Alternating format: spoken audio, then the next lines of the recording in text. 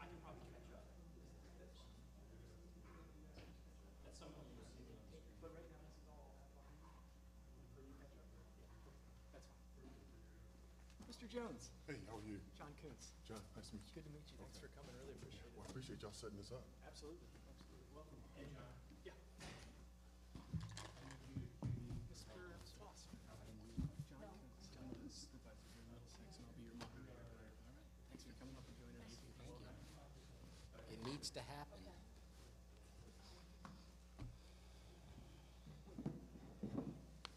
How you doing? I'm good. Jones? I'm good. Yeah, good.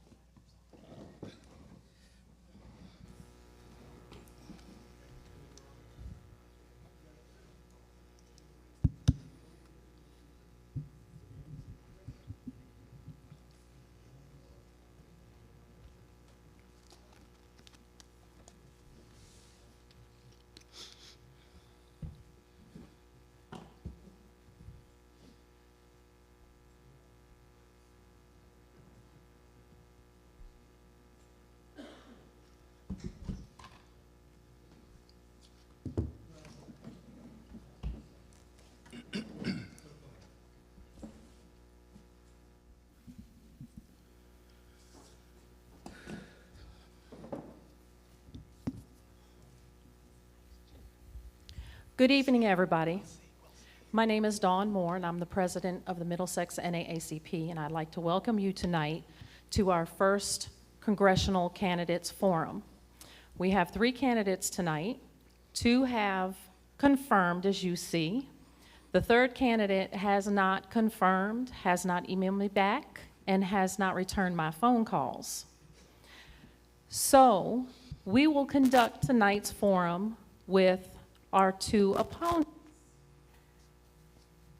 It is time for a change, so let's hear what we have to debate on tonight to see if these gentlemen here can make that change. You will see, well, you did see, there was some housekeeping rules on the screen. Of course, no food or drink. If you have a bottle of water, please be sure you take your bottle with you when you leave the auditorium. And I welcome you, and tonight our moderator is Mr. John Kuntz, and he will conduct the rest of the forum this evening. Thank you. Thank you, Dawn, and welcome everyone. This is a historic moment, and I really feel honored that the NAACP invited me in what for me is an off year. I guess that means good things for me as an incumbent, but it's with great excitement and pleasure that I'll just go through some of the rules so everybody's expectations are understood, and then we'll get into the first questions. So also a big welcome to Middlesex County, to both of our candidates. Thank you for considering serving. I know what that means at the local level, and it's one hell of a commitment, and it earns every bit of the word "the honorable" that you get with that title. So welcome to Middlesex. Thank you. Time limits for all comments will be strictly enforced. In fairness to all candidates and the audience, we ask that these limits be respected. Each candidate will have 4 minutes for opening remarks to introduce themselves. The moderator will then ask a question that was submitted previously. So that we can address as many questions as possible in the time available, each candidate will have 2 minutes to answer each question and a 1-minute response. If time permits, candidates will also have 5 minutes for a closing statement. A timekeeper, me, will hold up signs to indicate when you have 15 seconds remaining and when you must stop. All candidates will rotate the order in which they respond to questions. Voters attending the forum have 2 opportunities to submit questions to the candidates. One is already passed, and that was to submit prior. Hopefully you can tell your friends at the next election that we do something like this. These questions are really, literally right here in front of me. So these are your questions, and the more that we can get from Middlesex County, when the good folks that mean to serve us in Washington or Richmond or even in Saluda, this is the feedback that we need to be able to understand what this community wants, and we want to be appropriately represented in Congress, whether it's in Richmond or especially in DC, I would argue. So with no further ado, again, welcome. Maybe let's just do a brief introduction if we could. Yes, please. Yes, I think your request would have been heard. I will say from the candidate's perspective, a little bit of lighting is more than reasonable, but sometimes it makes us sweat and really feel awkward, so I'll speak for both sides of that. But yes, if the back of the house could take that under advisement and potentially put a little bit of light on the candidates for the audience, please. Thank you for that comment. Anything else from the audience? Okay. So maybe just a quick introduction from each of you, 2 minutes, and we'll start with you, Mr. Foster, as you're closer to me. Good evening, everybody. Thanks for turning out. I'm David Bruce Foster, the independent candidate, conservative candidate for District 1. Back in 2016, I realized that the course of our government is not going down the right path that we grew up thinking it should. And so I found myself on the ballot last election in District 2, and now they moved York County, Pocosa, and Williamsburg back into 1. I live in Hayes, and here I am on the ballot for District 1, trying to save America, restore our constitutional republic, and return honor, integrity, and respect back to the sacred hallowed halls of Congress for we the people. Thank you. Okay, thank you. And Mr. Jones, please. Thank you, Mr. Kuntz, and thanks to the NAACP for setting this up. I'll be very brief on my introduction. I am the oldest of 4 boys. My parents believed in the promise of America, and when they raised us, they shared with us the challenges that they faced growing up in South Carolina and North Carolina. They didn't have a choice. They could not give up. They had 4 boys they had to raise, and they did everything they could to provide us with every opportunity to succeed. When I graduated from high school, I earned a full basketball scholarship to Appalachian State University. I studied business, and I joined Army, ROTC. I served 10 years of active duty, and the last 20 years of my career I served in the reserves. When I took my oath as a second lieutenant, I took it to heart. And the reason I'm running is because January 6th of last year was the first time we did not have a peaceful transfer of power. And the person currently in this seat voted to overturn the 2020 election results and supported the insurrection. I've had too many members of my team who have died as a result of service in Iraq, and when they got back here, for me to sit on the sidelines and not do something, because number one, I love this country with all its flaws. I love this country. My parents, and I could tell you some horrific stories that they share with us. They love this country, and I believe in the promise of America, and I believe in working towards a more perfect union. Thank you. And just a reminder, when my hand goes up, you still have 15 seconds? Okay, so let me say one last, okay. Oh, you got it? So I still have 15 seconds? I want to thank you all for being here. Freedom is not free. And by virtue of the fact that you all are here participating in the political process, you understand that. Our democracy is in jeopardy and our freedoms are at risk. And I appreciate you all for taking time out to be here because you understand what's important. Okay, thank you both very much. So the first question, we'll start with you, Mr. Jones, and you'll see now that I'm just reversing the order, trying to be as fair as one can with just 2 candidates on the stage. Why should you be considered representing the 1st Congressional District is the first question.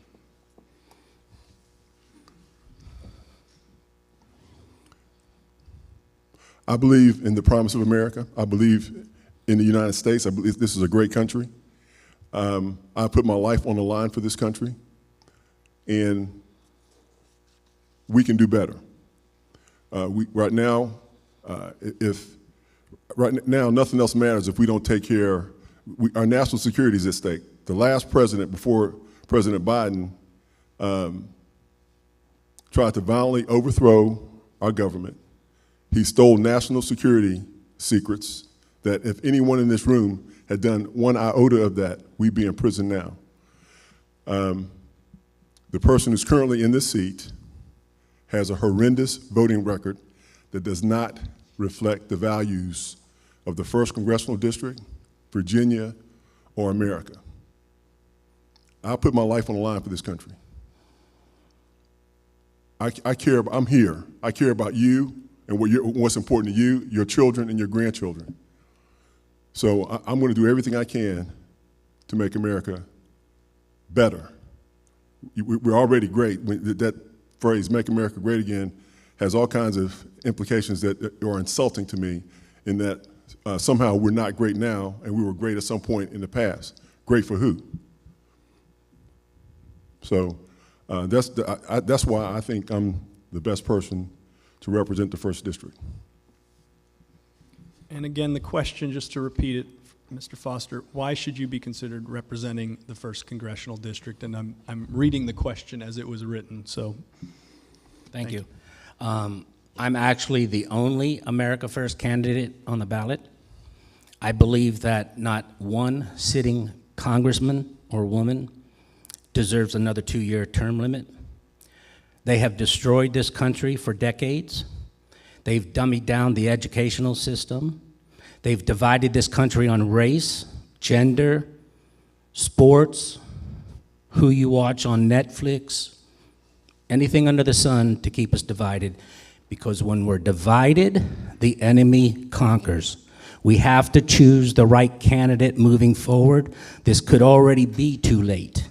But I say this is the last election to take this Congress back, this government back, and let's get it done. Thank you.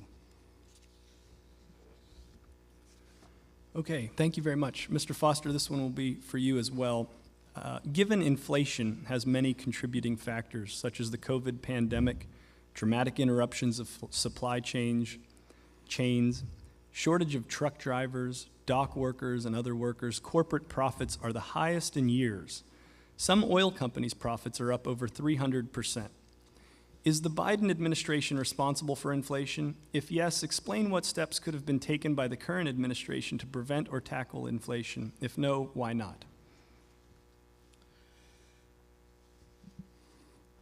There are powers that control governments. These are non-elected people. They are billionaires, and they use their money and influence to purchase, if you will, parliaments and congresses. You have BlackRock and Vanguard and the Bilderberg Group and another 5 very influential groups across the globe. This is what we've entered into, is what Bush Sr. spoke to the United Nations in the early 90s about the New World Order. It took decades to get it implemented, but have no doubt, this is an Agenda 2130. It's a New World Order. They want you to think that global warming is a serious issue. That's just a policy that is just going to open up and take more of your money in taxes to go towards something that is fighting global warming. And other areas to that, when you close the pipelines, when you don't finish the wall, when you burn dozens of your food factories, when you pay farmers to till their crops in the ground and get paid still, so you're manufacturing food shortages, you're manufacturing high inflation, and it's just not right. You just have to keep your eyes open, use common sense, look at what's going around, and ask yourself, when in our history have we ever experienced anything like this? We have to take it back, people. It's that critical. Thank you. And would you like me to read it again? Please. Yeah. Given inflation has many contributing factors, such as the COVID pandemic, dramatic interruptions of supply chains, shortage of truck drivers, dock workers, and other workers, corporate profits are the highest in years. Some oil companies' profits are up over 300%. Is the Biden administration responsible for inflation? If yes, explain what steps could have been taken by the current administration to prevent or tackle inflation. If no, why not? The Biden administration is not responsible for inflation. Inflation is happening around the world. The President of the United States is not all-powerful. He is limited in what he can do. So the answer to that question is no, but there were several pieces of legislation that was submitted, and our person who's not here voted against it. And let me give you just a couple of examples. He voted no on the Inflation Reduction Act. It passed, regardless. He voted no on the Consumer Fuel Price and Gouging Prevention Act. He voted no on the American Rescue Act. He voted no on Build Back Better. He voted no on infrastructure investment. So some of those things may not have stopped inflation, but it certainly would have helped. And the person who's not here voted no on all those things. So the Biden administration is not responsible for inflation. They're not responsible for the gas prices. Gas prices were high. So gas prices have been coming down over the last 8 or 9 weeks. Did President Biden have anything to do with that? So if you're gonna blame him for high prices, then you have to give him credit for prices coming down. And we all know that he just doesn't, the president just doesn't have that kind of power. Thank you. The next question, this one again from Mr. Jones. The NAACP believes unemployment insurance is an essential financial lifeline for those who are out of work or dealing with reduced work hours. How do you feel about fully covered unemployment insurance through federal funding? I'm absolutely all for it. You know, some folks would tell you that we should be able to lift ourselves up by our bootstraps, or that we need to do away with Social Security, Medicare, and Medicaid. And they call these things entitlements. Although from the day you started working, you paid into Social Security, Medicare, and Medicaid. It's something you earned, and we need to do everything we can to protect unemployment insurance, to help folks when they're down, Social Security, Medicare, and Medicaid. And I look out in the audience, there's a couple of you guys out here that might be benefiting from Social Security right now. So, so we need to protect it for the folks who are currently getting it, our children, our great-grandchildren, and generations to come. Thank you. Mr. Foster, again, the question. The NAACP believes unemployment insurance is an essential financial lifeline for those who are out of work or dealing with reduced work hours. How do you feel about fully covered unemployment insurance through federal funding? The first half of that question is obvious, common sense. Yes, the government should be there to help. But the other half of that question is fully funding? Listen, that's going to send us down to third world, fourth world level. Why should we let our government tell us how to spend our hard-earned dollars? There's always going to be a government to help those that are in need. We got a homeless crisis. We got children. 1 out of 6 children only receive school lunches as their only nutrition for the day. That's a real pandemic, okay? So, no, I'm for lowering taxes. I'm for reducing the size of our government. And I'm for more comprehensive, value-based, big bang for the buck. That's me. That's how I strategize my campaign. In 2 elections, I'm on the ballot in under $1,000 because we are preconditioned to think it takes a ton of money for run for office. I'm not going to align myself with either party when I know in my heart it's just a uniparty of corrupt politicians that takes your tax dollars, sends it overseas to things that we don't even consider should be funding. And don't think that some of that money doesn't get funneled back to your congressmen who signed off on those bills to go back into their personal coffers for their campaigns. To me, it's technically money laundering and racketeering, corruption at its finest. We need real American patriots to take back this country. Pentagon isn't coming to save us.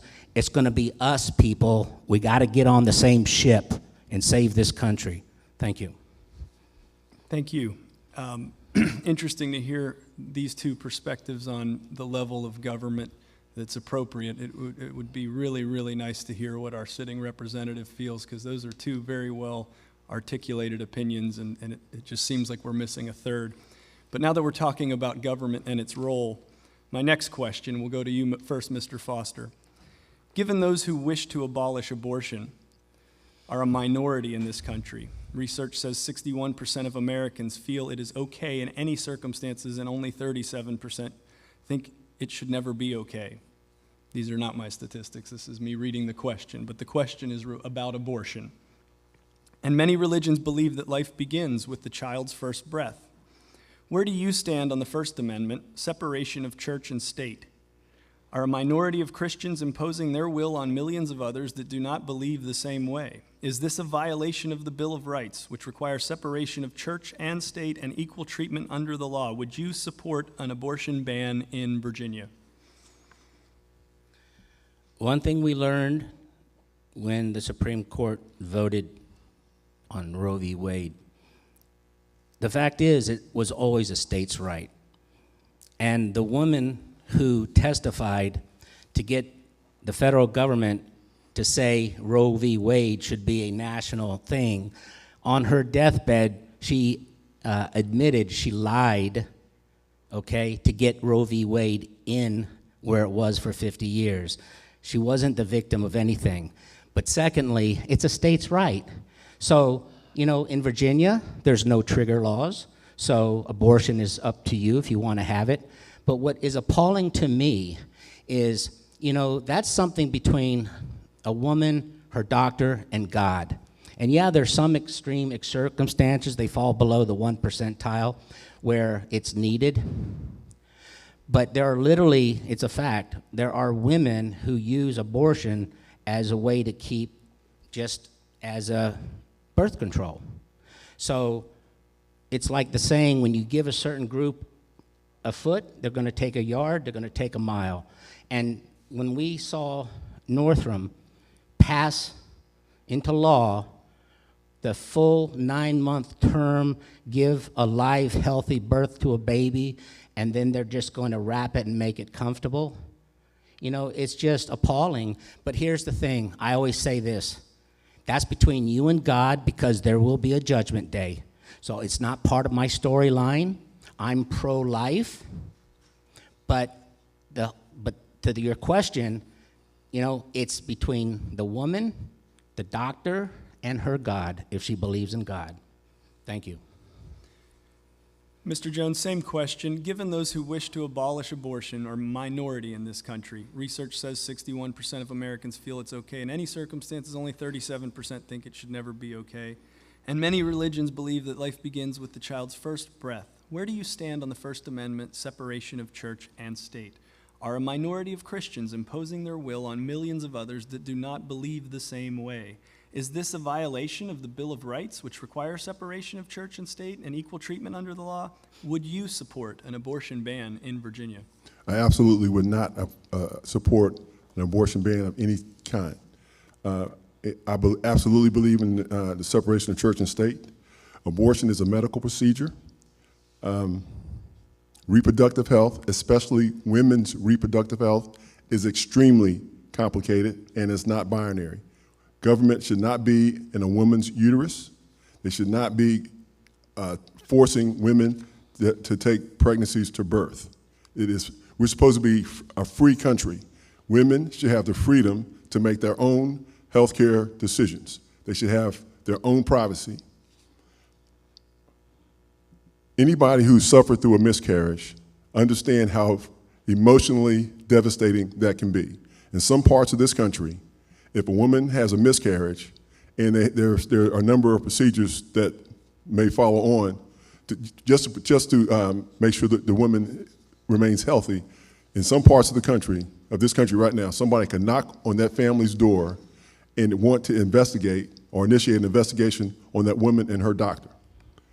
I've been through that. My wife and I have been through that. And I wish someone had knocked on my door to investigate whether my wife had an abortion or not. There would have been an abortion, but it wouldn't have been, it would have been done at my hands. That is absolutely ridiculous. Women have been relegated to second-class citizenship as a result of the decision by the Supreme Court. We're supposed to be free. The values of this country is built on freedom, democracy, truth, and justice. Where's the freedom in the government forcing a woman to have a pregnancy? What's the freedom when a woman has a miscarriage and she's delayed in having to have a DNC or some other procedure to save her life? This is absolutely ridiculous, and it's men who are making these decisions for women. Absolutely reject a all-out ban on abortions. On a personal note, I just want to mention that it's my daughter's 16th birthday today. Thank you both. Happy birthday. Happy birthday.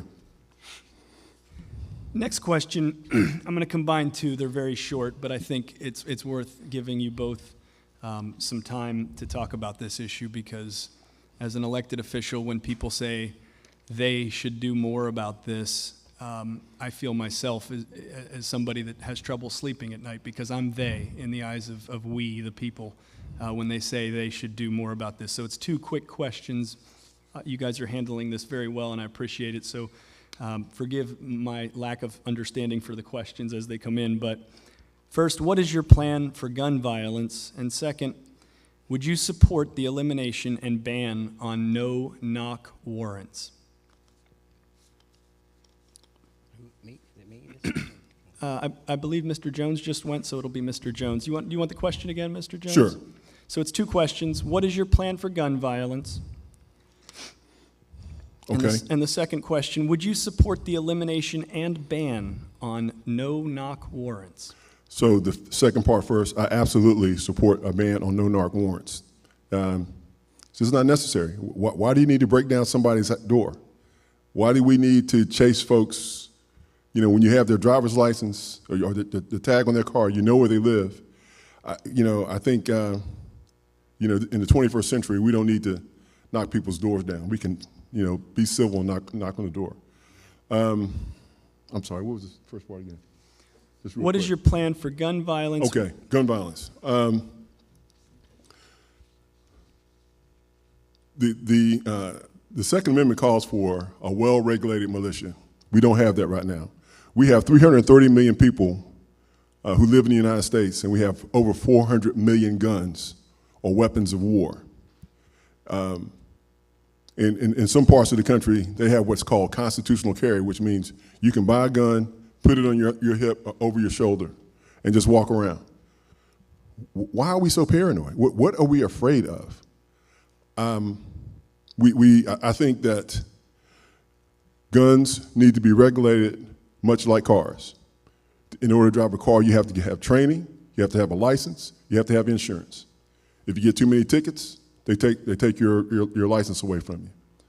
I've had members of my team in the military who have died by suicide. And when I talk to their spouses afterwards, and one more thing, 70% of gun death is by suicide, death by suicide. Most of those folks who die by suicide deteriorate over a period of time. And it's very difficult to take those guns away. We don't have this problem in other countries. The difference, we have mental health issues around the world. The difference here in the United States, we have 400 million guns or weapons of war that are so easy to get. In Uvalde, the young man bought those weapons and the ammo and the body armor on credit, 18 years old. So there's not going to be one answer to stop all gun violence, but we can certainly do some things to reduce it. And right now, we're not doing enough. And I apologize, I'm a relatively new politician, but thank you for your service. Thank you. The question again is, what is your plan for gun violence? And the second question, would you support the elimination and ban on no-knock warrants? Yeah, let's ban no-knock warrants. That's just obnoxious. The reason other countries don't have the problem is because other countries don't have a Second Amendment. Let's remember how this country was founded to get away from a tyrannical king. Bible developed a Constitution, Bill of Rights, and a Declaration of Independence. The only amendment to in the Constitution, the Second Amendment is the only thing that can't even be ratified, no matter what, because they knew to put in there shall not be infringed. Yes, 400 million guns in America. So what's the problem? China has the world's largest army with 1 million. America has the world's largest unofficial army because we are so well armed. More people, guns save lives.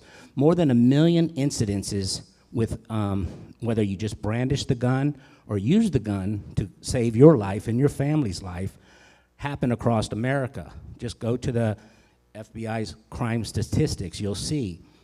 So it's very important to have a well-regulated militia, but you have to have a Second Amendment right. Just recently in Wisconsin, at a graduation party for a high school student, a mother, or the party, somebody came into the party and brandished and started shooting. This mother had her pistol in her purse and was able to take out the assailant without anyone being injured from the assailant. Took him out. A few months ago at a Walmart somewhere in, I forget the state, a 22-year-old concealed carry saw this guy, started shooting in the parking lot while he was making his way to enter.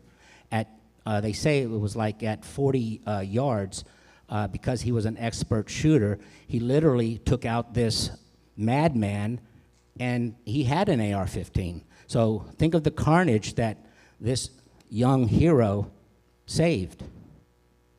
Thank God we have the Second Amendment. What we need is an educational system to educate our students and eliminate a corrupt government who allows this. And that Uvalde shooter, in 4 years earlier, when he was 14, on his Facebook, he said, when I'm 18, I'm going to do a shooting in a high school. And he was on the FBR's radar for 4 years. And then all those police officers at Uvalde stood ground for over an hour while the shooting was going on. This is not about guns, people. It's about the system, the corruption. That's what we need to change. Thank you. If I could add one thing, my wife and I are gun owners. So it's not like, I'm afraid of guns or anti-gun. We are gun owners.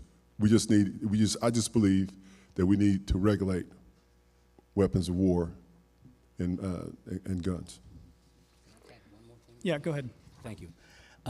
England, per capita, has a higher murder rate than in the United States. But they're just using hammers and knives and other objects to kill their citizens. So look at statistics for what they are. Sometimes it could be used in a bad way to give a misleading outcome of interpretation, but just look for what it is. And another thing, go to the FBI crime statistics. 2 out of 3 shootings by cops kill 2 whites for every minority. And last election, I brought this out, and they said, well, how come we always hear about the blacks on the news? And I said, yeah, how come? It's because they've been dividing us based on race, and they infuriate the minorities against the whites. But in reality, 2 out of 3 shootings by police kill whites. Thank you. You know what? There's something I can say there, but I'm going to bite my tongue and let that go. Because this is not a debate, it's a forum, so I'll just leave that alone. You're a better man than me. Would you support, sorry? You tell me, go ahead. Do you want to say something, or are you going to hold your tongue? No, I'm not going to say anything, because it's a forum, not a debate. Yep. And it's really not. if I say what I want to say, my campaign manager's going to kick me in my head and I see her again. So Well, I'm just going to leave it alone. I can appreciate listening to a campaign manager. I wasn't very good at it, though. Would you support, and I guess this is for you, Mr. Foster, we're going to start with you, and we're switching gears a little bit, and thank you both for holding to the times. I think it really shows that you're committed to doing debates the way debates and forums are supposed to be done. So thank you both for making this such a pleasant experience. This is what the people want to hear, in my opinion. Would you support a complete audit of the 1968 Fair Housing Act after the Trump administration decimated many provisions and protections for renters? And would you support reversing the July 23rd, 2020 HUD rule, repealing the affirmative furthering fair housing rule? I got to be honest, people. No politician, no patriot, no candidate running for office is going to have an answer for every question, and I knew this was going to be expected. I can't really answer to that. My focus is not even in that ballpark. Not that it's not a concern of mine, but if I get to Congress, when I get to Congress, and there's something that comes across my desk on housing and urban development, I can assure you I'm going to devote the time when the time is coming, when it comes. But my focus right now is to showcase that the problems we're having in the last 2.5 years with the release in the environment of you know what, and these mandates, and these you know what in your arms, okay? The reality is, for not having anyone in Congress to speak out against them and to come out and show the truth, because after 2.5 years, if you haven't done your research to know the truth, I'm sorry, can't help you. But that's why I say with confidence, every sitting member in Congress has a minimum of 4 pharmaceutical lobbyists buying into their campaigns. And our Congress sets the stage for the world. And I'll be honest, where I lost it with Trump is when he signed that $2 trillion CARES Act. It opened up a bailout for the hospitals, for the pharmaceutical industries.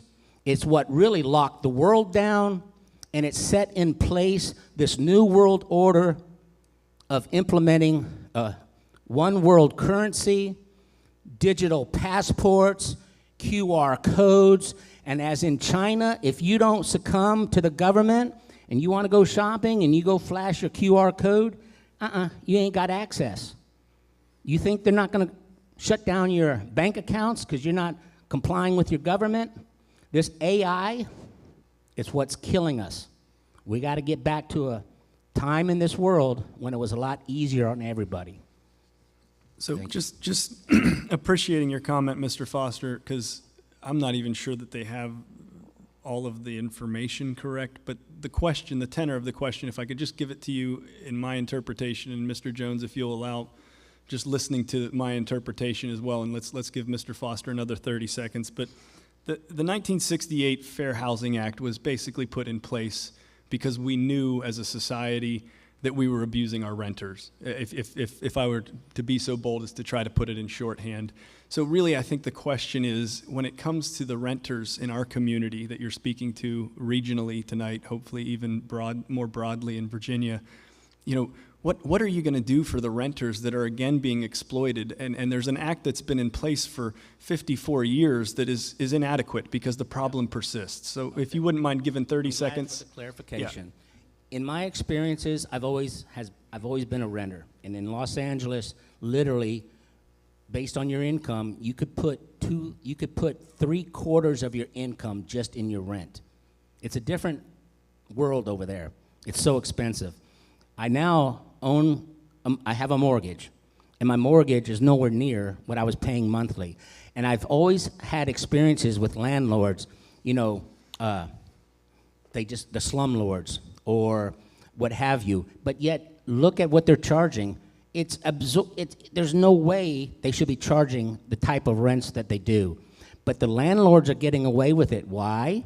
Because in our society, they're part of the elite. They have the money to buy land, to buy property, to rent it out. And don't think there's a bridge that connects landlords and judges And when you try to go after a landlord and you can't win in a judgment, don't think it's because there's not some stuff to protect the landlords. It all has to be redone. There should Thank be you. reform. Thank you. Reform. Thank you, Mr. Foster. And I just want to make a note before we go to you, Mr. Jones. I'll reread the question, and if we could give the extra 30 seconds to Mr. Jones as well. And I just in case, if we're here again in 2 years and I'm blessed by the NAACP to be asked to do this again, I want to know, I want to let any incumbent at that time know that if they're watching this video, I will treat them the same way, and so they should not be afraid to come to Middlesex County and tell us what they think. So whoever that is in 2 years, Mr. Jones, Mr. Foster, if it's you, please know that that's a courtesy that I will extend. If our question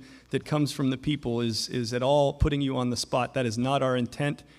So with no further ado, we'll go to the other candidate that is here tonight, Mr. Jones, and the question again for you, sir, and you have 2.5 minutes. Would you support a complete audit of the 1968 Fair Housing Act after the Trump administration decimated many provisions and protections for renters? And would you support reversing the July 23rd, 2020 HUD rule, repealing the affirmative furthering fair housing rule? Well, when I run for re-election in 2 years, I'll absolutely come back. So you don't have to worry, I'll be here.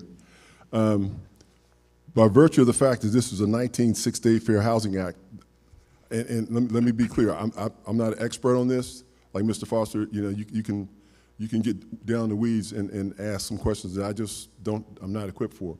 But the 1968 Fair Housing Act was a result of discriminatory policies that we had all across the country.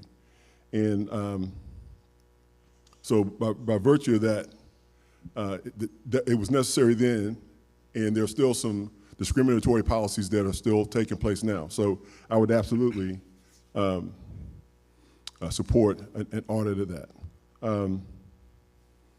If I remember as a kid, my parents, we used to, on Sunday afternoons after church, we would go ride in the suburbs because my father would laugh at folks who were in white flight. They moved out of the city into Roanoke County because they didn't want to be around folks like us. And my father used to laugh at folks doing that. So I'd absolutely support that.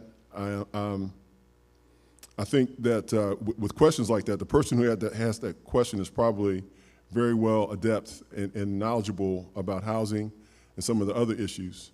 So when I'm in Congress, and my entire career, the success I've had is because I've always surrounded myself with smart people. My mother used to tell us that there's a reason why you have one mouth and two ears. And the reason I've been successful is because I've surrounded myself with smart people, and I take in as much information as possible, and then I make a decision. And anybody that's known me, I retired as a full bird colonel. In Iraq, we had some very harrowing situations, and I did not make for as much as I possibly could. I tried to gather as much information as I possibly could before I made a decision. And with questions like this and situations like this that will arise when I'm in Congress, I will continue to employ those same concepts and gathering information. Thank you both again for being here and really trying to answer the tenor of the question. There is clearly a problem in our rural communities in particular, like here in the 1st District, with affordable housing, and even the rules that are in place are not equitable. And we knew that in 1968 when we made the choice to make that federal law, and it needs revisited. Absolutely. And I think that was maybe the tenor of the question. So I appreciate both of you being here and taking that seriously and to the point that you gave us such a good answer. I'm going to try to combine two questions, again, just because they're similar. Before I do, somebody from the NAACP, how late are we going tonight? And then who kicks us out? Very good. So we can Make go it all 10 night. o'clock, midnight. Okay, so all night long. with that, I'm not running short of questions, but I did want to just offer if anybody here in the audience wants to text me at 804-944-1473 a question that is short and succinct.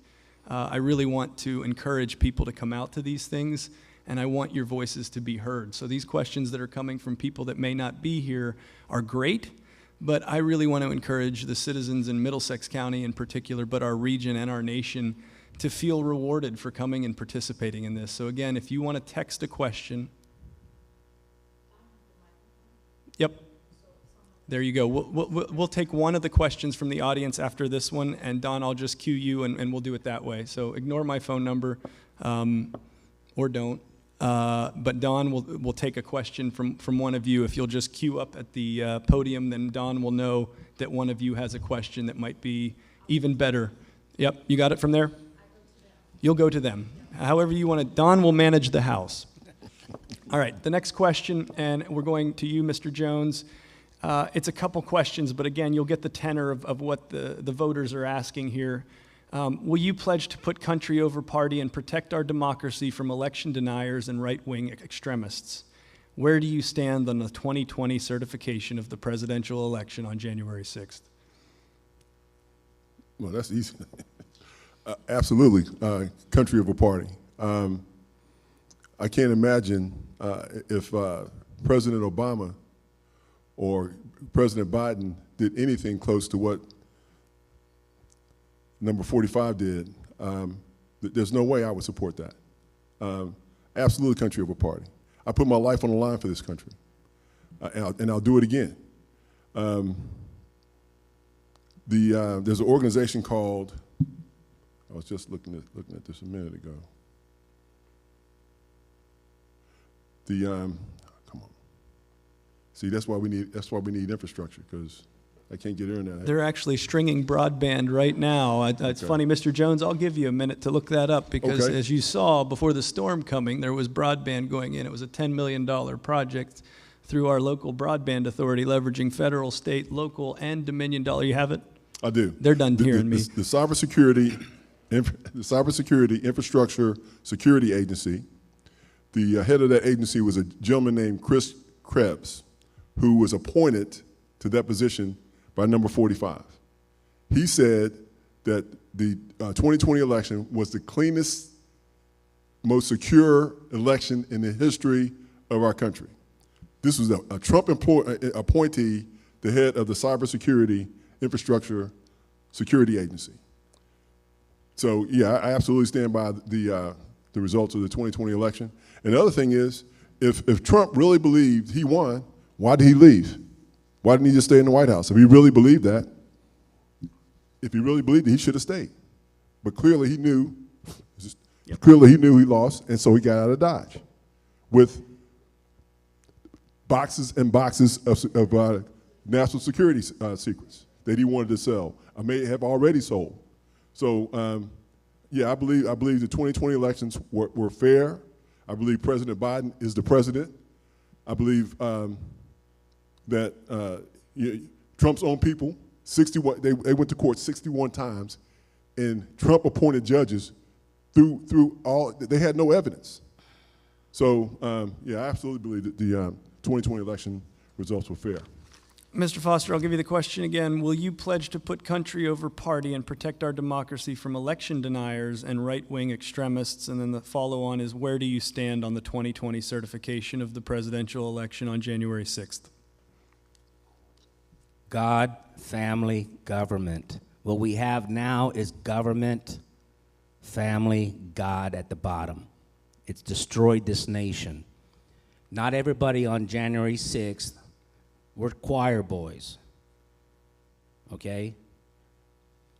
There was a lot of influence from Antifa. If you watch the independent social media recordings, they showed up with their duffel bags and they put on the Trump paraphernalia. It's a fact, but the problem is, after the election, if you didn't have to work every day and you could stay home and watch C-SPAN or channels on the internet, those swing state senators had hearings that went on for weeks with witnesses from the election precincts, with affidavits, which an affidavit is evidence for a court of law. And we heard for months that duffel bags were pulled out from underneath the tables, and we seen this woman and daughter caught on camera just keep putting ballots repeatedly back over and over again. The FBI just, I don't know if it was a leak, but a good FBI agent just, I got to see the article, said that China, they caught China sending 20 million ballots to the United States and was dispersed throughout the United States. Now, there were many countries involved. They saw. Okay, let's be respectful. I understand. It's okay. No, it's fine. It's Okay. But so, okay. You all heard the documentary 2,000 Mules. Have you all seen it? Or you just listen to the media that says it's all debunked information? See, that's the problem, what we have to do. Belief is the enemy of knowing, and your ego is the protector of belief. So in the beginning of that documentary, it opens up with Biden saying on video that I think we have put together the most extensive voter election fraud in American history. Now, you can choose not to watch that and seek out truth and then make up your mind. But so many people in this campaign going door to door, the few that brought that up to me, and in 15 seconds I could have shown them the video on my cell phone, they closed the door on you. So there's some things you can't get over to people. So election integrity is paramount. Both sides rely on rigging machines to keep their incumbents in. We have to take this government back with patriots and do away with all the machines. Get back to hand counting ballots. No early voting, no illegal drop boxes. What else? If I could, Yeah, please. whoever gets the most votes in this election, I will call them up. Well, I probably won't have to call them up because it's going to be me, but if it's not me, I will call whoever that is up and congratulate them. The people have spoken, and I will support them in any way I can over the next 2 years. So the next question I have, I'm just going to read it because it's directed at Rob Wittman, and maybe since he couldn't make it and we're not sure where he is, we'll just see if he responds to the Middlesex NAACP and his constituents here in Middlesex County and the region and everybody else that's listening digitally. He knows how to find us, I assume, right, Don? Okay, so this question, I'll just read it. Why did Rob Wittman vote not to certify the 2020 election and choose to support the big lie after the Capitol was ransacked on January 6th? Does he regret that decision, and who does he believe won the election? I think we've covered it. Our candidates have covered it. We did not hear from Mr. Wittman. I think we're just going to move on. Well, there is actually, that's not quite true. If I Okay, can just, please, in go 5 ahead. seconds. Yep. Wittman voted to certify all but Pennsylvania. That's a fact.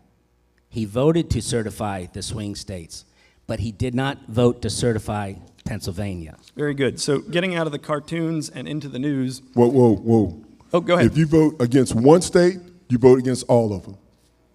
So let's not give him an out. If you voted against one, you voted against all. What does he know about Pennsylvania? Nothing. Well, and I think that's a good segue because I'm from Pennsylvania. But I'll make one comment to that. That's the problem when your incumbent has been labeled a rhino. He gets to play both sides of the fence, show his Republicans. He didn't certify Pennsylvania for 20, but he certified the rest to satisfy the Democrats. That's the key about rhinos and why it's incumbent. It's important. It's paramount. We eliminate them. Thank you both. This next question, where do you stand on the economic impacts of COVID-19? How do you recommend getting Virginians back to work, which I have to contextualize. Our unemployment right now is amazing, and it's not getting them back to work, it's getting them to work, I think is what a lot of people are asking.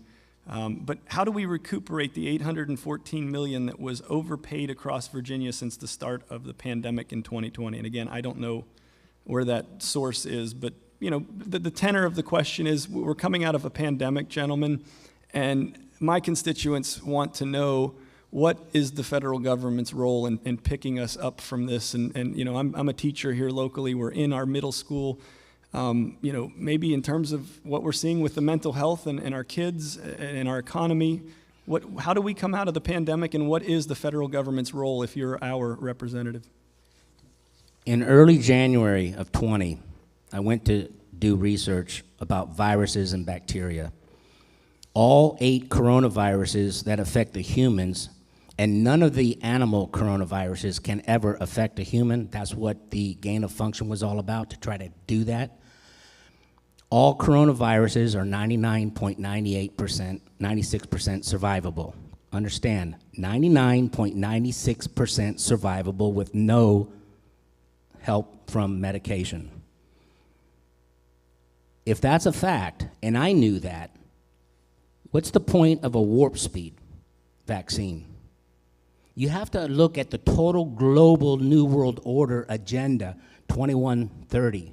You can't get 7 billion people to fall in line like sheep by just asking them to do something. Think. They had to release a pathogen or convince you that a pathogen was released to fearmonger you. And for the first time in history, without even having flu symptoms, you all went and got a PCR test that was not designed for that, detecting viruses. And they had a 98% false positive. Now you go home in lockdown fearing, I hope I don't catch this virus.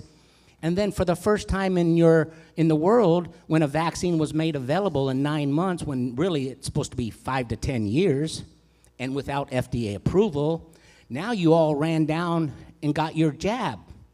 And weeks after to months after, you had to go to the hospital because when your body gets foreign substances in your body, it's going to treat it to eliminate it.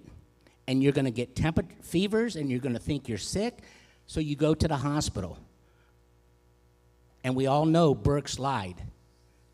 The vaccines were not a preventative, and they weren't going to do much. We have to see this as the world's most egregious act against humanity on a global scale. I'll repeat the question, Mr. Jones. Where do you... I got it. COVID-19 was real. Oh, I'm sorry. Real quick, the sound people asked me to remind you to just stay back from the mic. It's adequately loud. Maybe 4 to 6 inches is good for everybody. Okay. Yep. All right. COVID-19 was real. I have family members, I have friends, I have acquaintances who died from COVID-19. It was real. The folks who defrauded the government and got COVID-19 funds, they need to be prosecuted, plain and simple. What COVID-19 showed us is we need to invest in infrastructure. Broadband, our electrical grid. I was here a few months ago when the NAACP had its, I guess it was the Motown event. Right, and what happened that night? We lost power. We have got to invest in our electrical grids. We need to invest in airports. There's so much we need to do in terms of infrastructure that we've neglected for years, and COVID-19 brought that out. So the folks who defraud the government, they need to be prosecuted. And the other thing that COVID-19 showed us is we must invest not only in infrastructure, but people as well. Our medical system is shaky. If we have a real serious event, people will die simply because we're not ready, we're not prepared. So COVID-19 was terrible in one sense, and we lost 1 million people, and a lot of folks got sick. or are still suffering. But it also showed us that we have got to do a better job in investing in infrastructure and thinking forward. Can I have 30 seconds, please? 20. 20. Of all the hundreds of millions of PCR tests, not one lab anywhere in the world has isolated one COVID-19 virus. Think about that. Not one virus has been isolated. But they did a great job in fear-mongering us, didn't they? So that's 20 seconds. Thank you. Yep. Don, did we have a question from the audience? Don, do you want to take the question up to a mic or take the questioner to a mic? However you want to hand. There we go. Look at that. Thank you, Don, from the NAACP in Middlesex County. Good evening. John Hooper from Hartfield. Thank you both for being here and fielding our questions here and providing us your insights and perspectives on these diverse questions.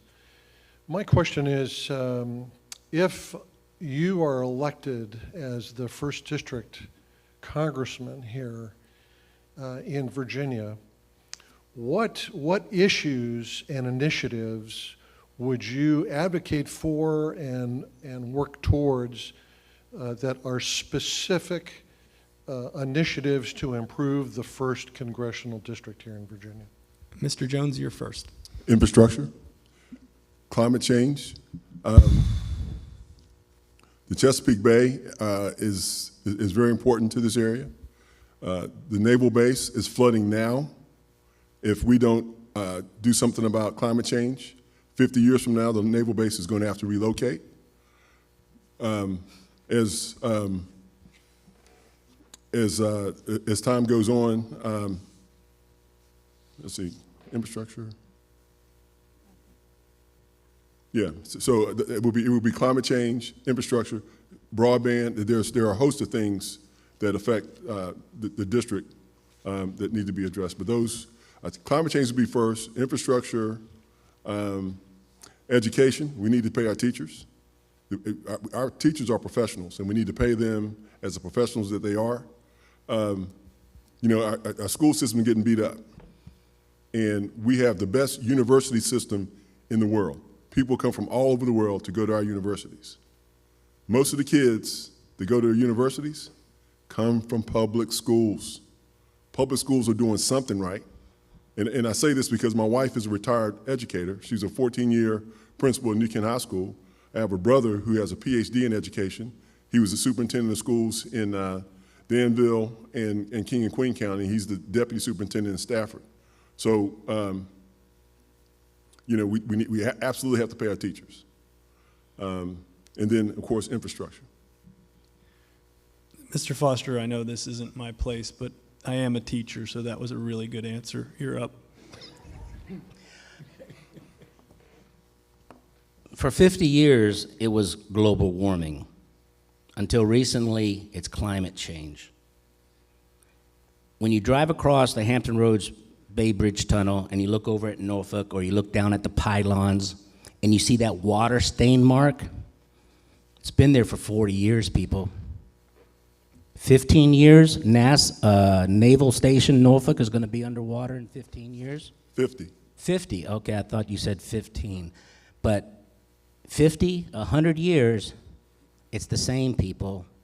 But this is the agenda. If they can convince the voter base to put candidates in office who will support the agenda, expect to have huge tax increases to support that global agenda.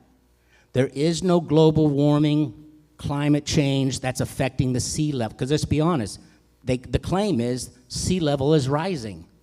It is. Okay?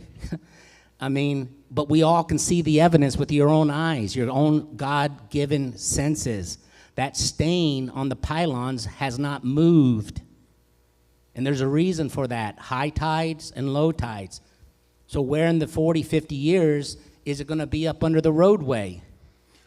The DOD is concerned about it. So there are a lot of folks in DOD much smarter than me.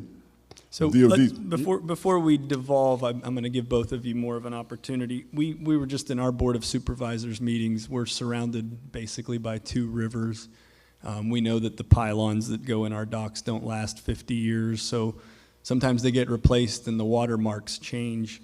But we just heard from our Middle Peninsula Planning District Commission on Tuesday in our monthly Board of Supervisors meeting a statistic that they came up with the Virginia Institute of Marine Sciences.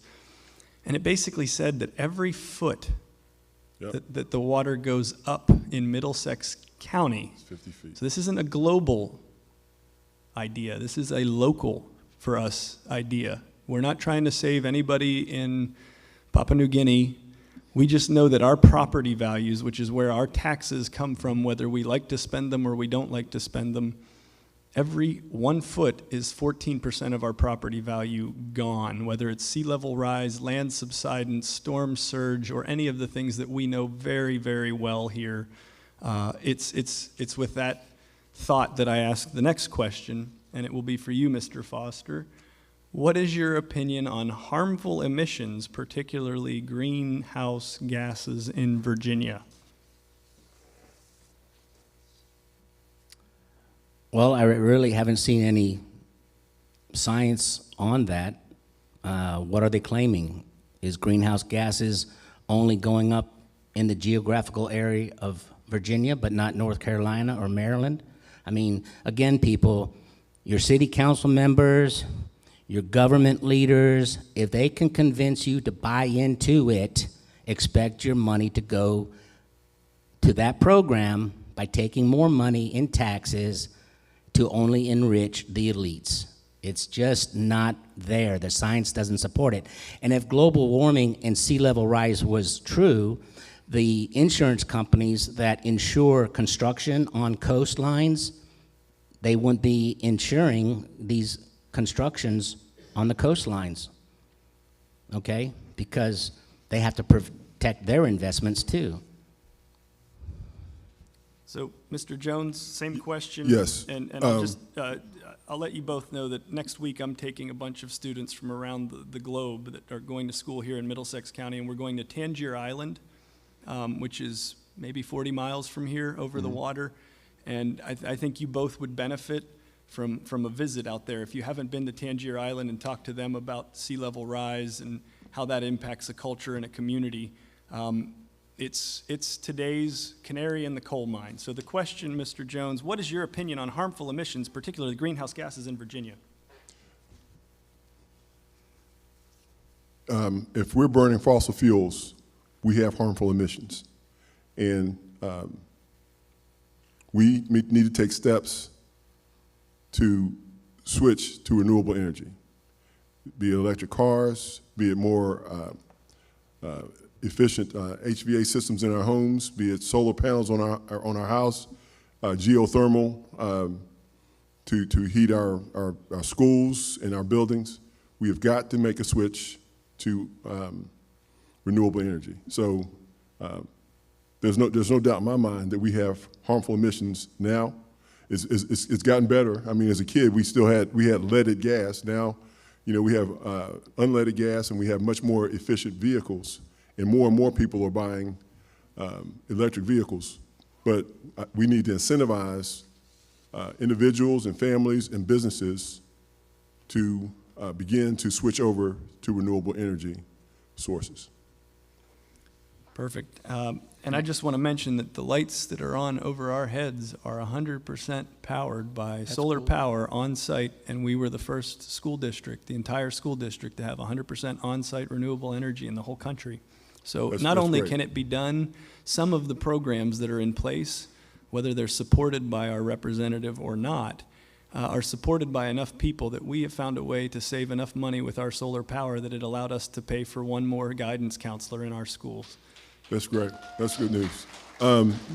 New Kent High School was built while my wife was the principal there, and renewable energy or renewable sources of energy were incorporated in how that school was built, and the whole school is on geothermal. Nice. They did not do the solar panels because I think this is about 15 to 20 years ago when they were planning it, but it's all geothermal, and you know, I would just wish they had done the whole thing with the solar panels and the batteries. So another topic that's come up here tonight, and I think I'm in the right order. We're on to a new question, right? I'd like to talk to you about the Tangier Island. Please. Afterwards. Oh, I'd be happy to take you out Sure, there with us. sure. I've got a lot of excited kids from all over the planet that don't really know what they're about to go see, and it's Okay. it's something we've been watching for decades and generations. Our doctors used to fly out of our little municipal airport and deliver medications decades and decades ago. That was their lifeline, and I just heard their grocery store out there has closed temporarily. There's less and less people staying, and the ramifications, whatever's happening out there, there's not as much land as there used to be. Okay, yeah. 15 seconds or Please, less? 15. With all due respect, that you've all heard the canary in the coal mine, that's just another tactic, another fear-mongering concept. There's no science behind that. Just use your God-given senses. The Plymouth Rock up in Massachusetts is Plymouth Rock? That rock is still in the same place today as it was in 1640. Okay? So use your God-given senses, open your mind, do research, and just look for true science, not pseudoscience. Very good. So we're going to move on.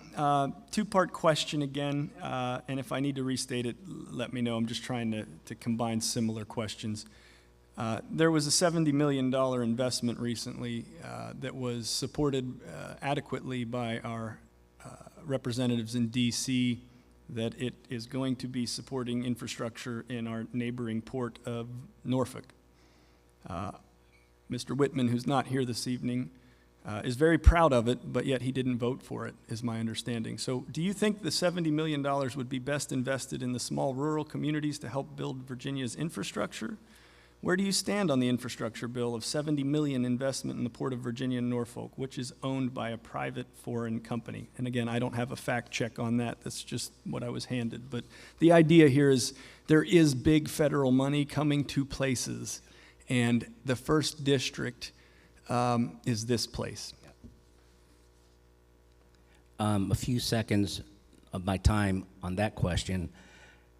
When these scientists report to the government that they have science proving global warming, then the government gives your tax dollars almost $4 billion a year to buy their argument. But there are real scientists who, if you go search them out, they'll show you why global warming is not. So $4 billion, if you tell us what we want to hear, you get the money. That's what it's about. Now, on this question, main topic, what was it real quick? Please. I just sidetracked myself. No, you're fine, and I just I put my apologize. question aside. I'm coming. It was $70 million investment. Oh, yes. $70 million in So, Norfolk, but again, big, like I big said investment. earlier, that's the beauty of having a rhino represent you. He spent 10 years on that. So why did he vote against it? Because he knew when the Democrats were voting for it, he didn't have to vote for it. The votes were there. It was going to pass the House. That's why you got to look at integrity. And my motto is to return honor, integrity, and respect back to the sacred hallowed halls of Congress. How dare you work on something for 10 years and vote against it? It's because he satisfied the Republican Party, because he knew the Democrat Party voted in what he worked on. Open your mind, expand critical thinking skills is what we need in Congress. Thank you for your time. Mr. Jones, do you need it again? No. A budget is a reflection of what your priorities are. I don't know anything about this bill that the questioner is asking about, so I can't really comment on that. But I think part of the question was, should $70 million be spent on the Port of Norfolk or in the first district? Again, it just depends on priorities. I think that I sound like a broken record, but I think there's money for investment in the Port of Norfolk, and there's money to invest in the first district. It's simply a matter of making a decision, and you need to have people in office who have the guts to make the decisions to put the priority of the first district first. And the person who's not here seems not to have the fortitude to be able to do that. So to a degree, I agree with what Mr. Foster just said about, this is a common trick played. They know that this is going to pass, so they'll vote against it, even though they've worked for it. Just like you vote against the PACT Act that millions of veterans have already died from, and then when it passes, you try to take credit for it. Or when there's some infrastructure, when infrastructure actually takes place or happens in the district, you voted against it, but you're there when they're doing the ribbon cutting, as if you were for it the whole time. So, there's $70 million for Norfolk, but there's also, we also need to find money and prioritize the needs of the 1st Congressional District. If I weren't from here, I might have stubbed my toe on that question, because about 40% of our population commutes out of Middlesex, and a lot of them have, for us, high-paying jobs working in the shipyards. And we have a long tradition here in the shipbuilding industry, and a lot of people are still putting together our Navy's ships. So we have a lot of pride in the money that goes there and that we let flow this way. But my follow-up question for both of you, and we'll start with you, Mr. Jones, is, when 40% of a rural community is commuting out of the community, and the rest of the world is exploring digital options, working remotely. There's now a term, the digital nomad. There are people that we just had a sign maker move in our old feed store in Topping. I met him today, and he's here from Idaho. He wanted to be here for a reason. He's an artisan and a craftsman. What are we going to be doing in the future if we're not commuting to build a bigger and bigger military, when we already spend more than the next 5 or 6 countries combined on military spending? If we're not building ships in the next century, what can Middlesex and the members of the 1st District that are valiantly supporting our military with their work lives, away from their families, commuting out of here, coming back to paradise, but why? What are we going to be doing next? Are we going to be artisans and musicians and writers? Are we going to be thoughtful people that use computers wisely and live anywhere we want and build nice communities? Or what is your vision for the people of Middlesex County? Are they always going to be commuting out of here or working for local government, and those are the only options?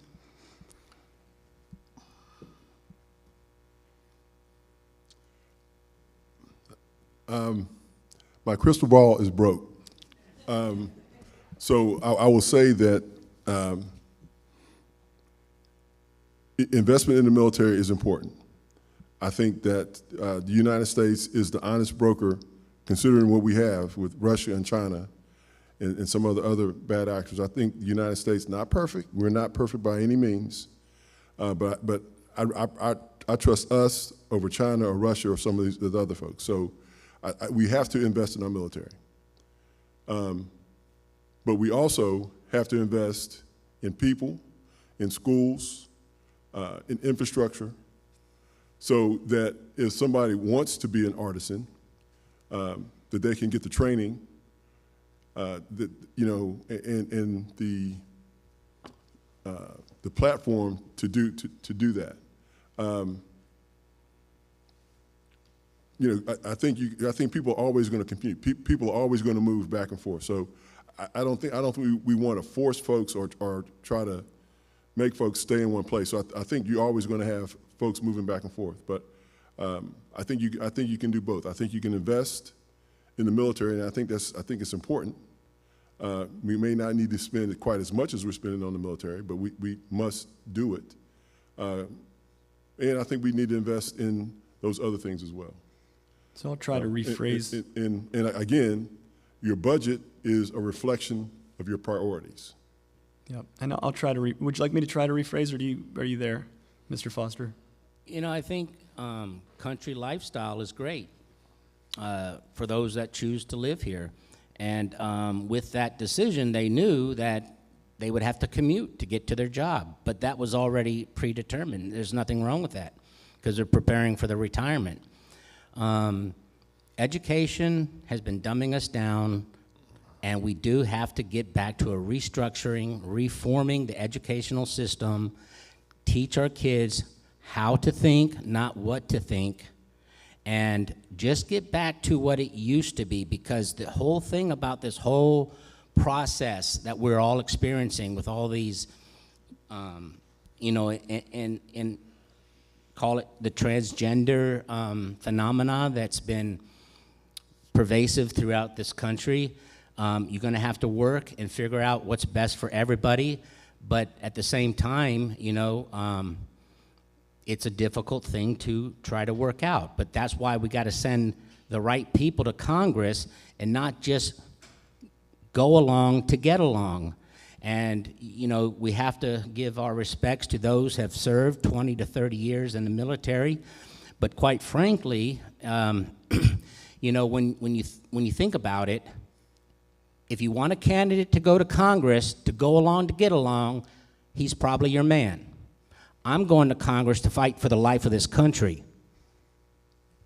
Okay, small business owner, critical thinking skills. I served my country, but I know what is at stake, and I'm willing to give all. And it's not going to be sending somebody to Congress going there to get along, because it's going to be a battle in this next Congress.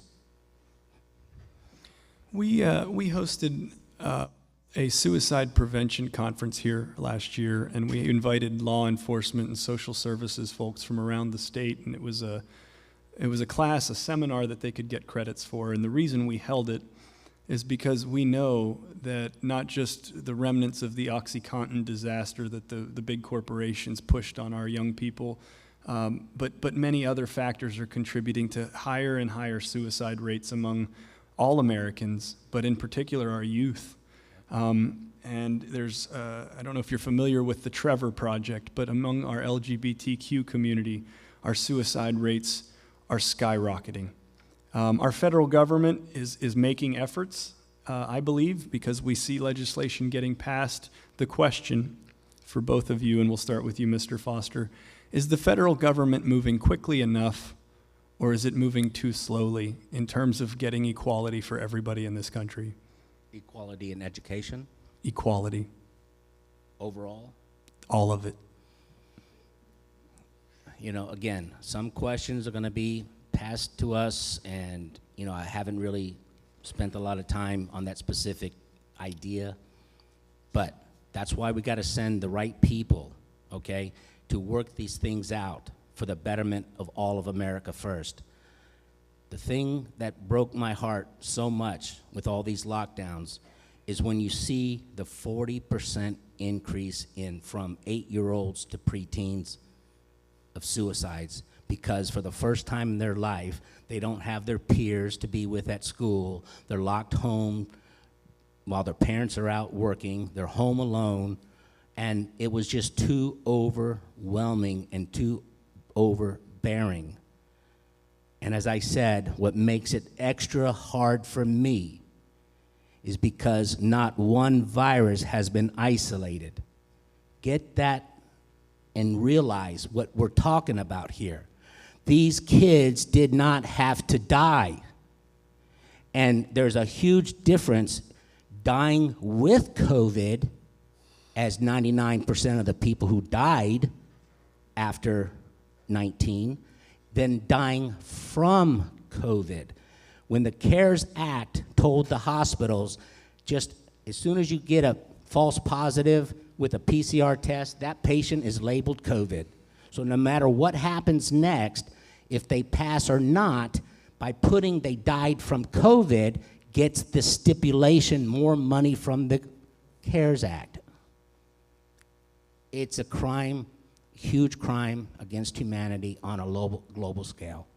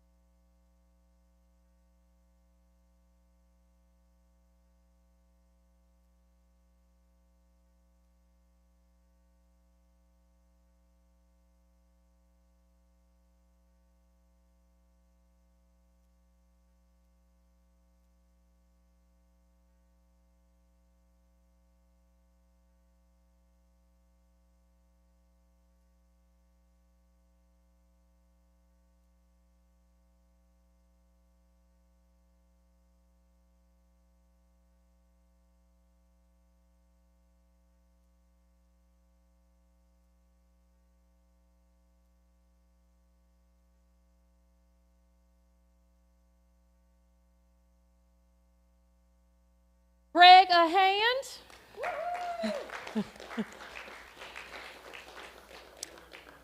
Mr. Jones, can we let Miss Ella speak before you respond? Let's let him do You want his him to response, speak? and then Okay. we'll have the next question from Miss Ella, is it? Wait. Yep, Miss Ella. Miss Ella. So the question was LGBTQ, the federal government, are they moving too fast or too slow in terms of addressing equality? Okay. So did you finish? Basically, I would say it's just hard to tell at this point because I'm not involved in that at this point. So it's an aspect of reality and life across America. I'm just not into that intimate experience with it. So my TV's been turned off for over 2 years, and I do my research where I think I need to be focused. So I can't say one way or another. Thank you. Thank you. Yeah, it's a pain. It's just, this is how we'll fix it. You guys just be yourselves. So the government, in terms of equality, I think the government, their job is to provide a level playing field. And hopefully everybody will have equality. But I think we cannot depend only on the government. Right now, our country is very divided, and we need to have dialogue. I used to be the chair of the Democratic Committee in New Kent County. And for the 2 years I was the chair of the Republican Party and I would have dinner every 3 months. Sometimes we talked politics, sometimes we didn't. We were already friends because our children both went through the New Kent school system together. So, you know, I knew him before I actually was very much involved in politics. So I think the government, through various policies, can provide a level playing field. But the government is, and I think that's as far as they're going to be able to do, as far as, and make sure that we don't have discriminatory policies and we don't have discriminatory practices. But I think as a people, we have got to dialogue. You know, transgender folks, gay folks, straight folks, black folks, white folks, Asian folks, the only way you're going to understand other folks is by dialogue.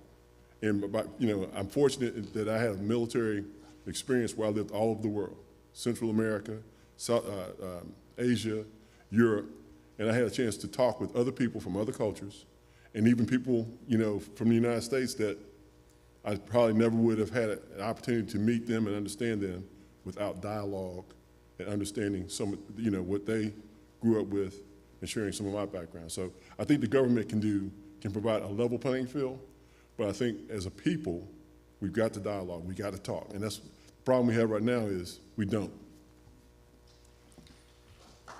Greg, how was the sound on that round? Better? I went too far. Can you guys? Okay, we'll move There this we go. a little bit. Welcome to Middlesex. We do things real time around here. So we have a question from the audience, and folks, we are going to run out of questions, and I can vamp all night with these two because this is fascinating to me. But if you do have questions, just raise your hand, and Dawn will be looking for you. I have a couple more, but we're going to go next to Ella. Is that right? Dr. Webster. Dr. Webster. Thank you. Go ahead, Dr. Webster. So my question as a public health physician is, I'm sorry for Mr. Foster, please explain the process of a PCR test and why you assert that there have been no viruses detected. Well, the inventor of that technology told the world that he didn't design the PCR test to detect and be used for viruses. The magnification that test allows you to use is way beyond what's necessary to detect a virus. So basically, that's why the phrase came, it's kind of a Hindu phrase, that in all of us is all molecules. So if you have the ability to magnify something at such a level, yeah, you're gonna get traces of viruses, fractions of perhaps what they're gonna say is a virus. But if they detect one little fraction, they call it you're COVID positive. But the inventor of that technology says it's being misused and should never have been used in this way. That's a fact.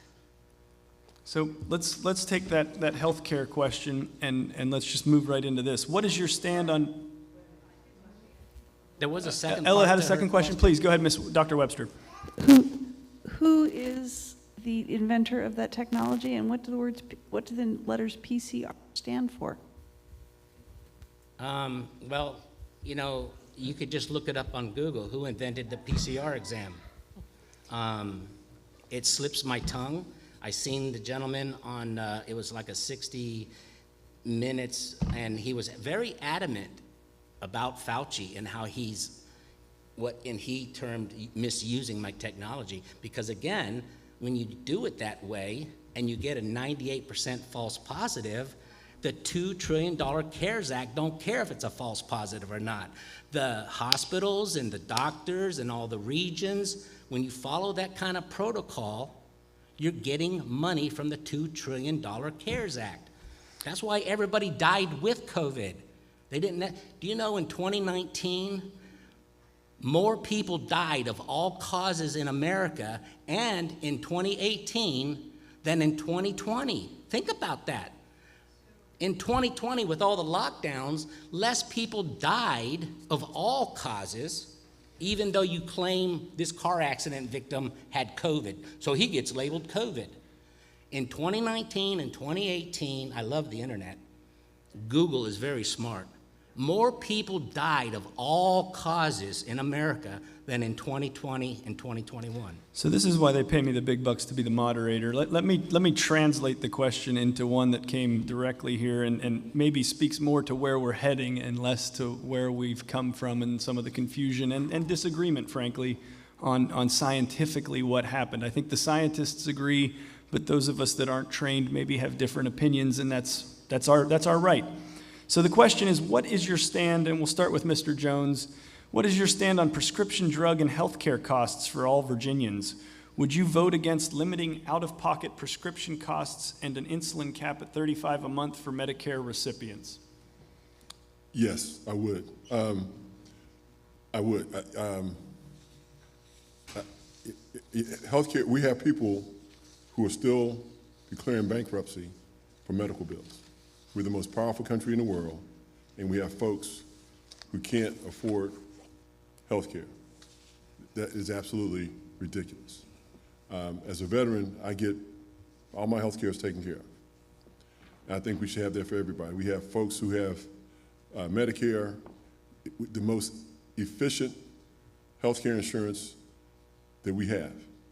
But you have to be 65 years old before you can get it. We can do much better. So that's all, as Forrest Gump would say, that's all I'm gonna say about that. What I want to go back to is this whole thing about COVID. And we kind of started off talking about inflation and whether President Biden is responsible for inflation. But then we had COVID-19. The president at that time was Trump.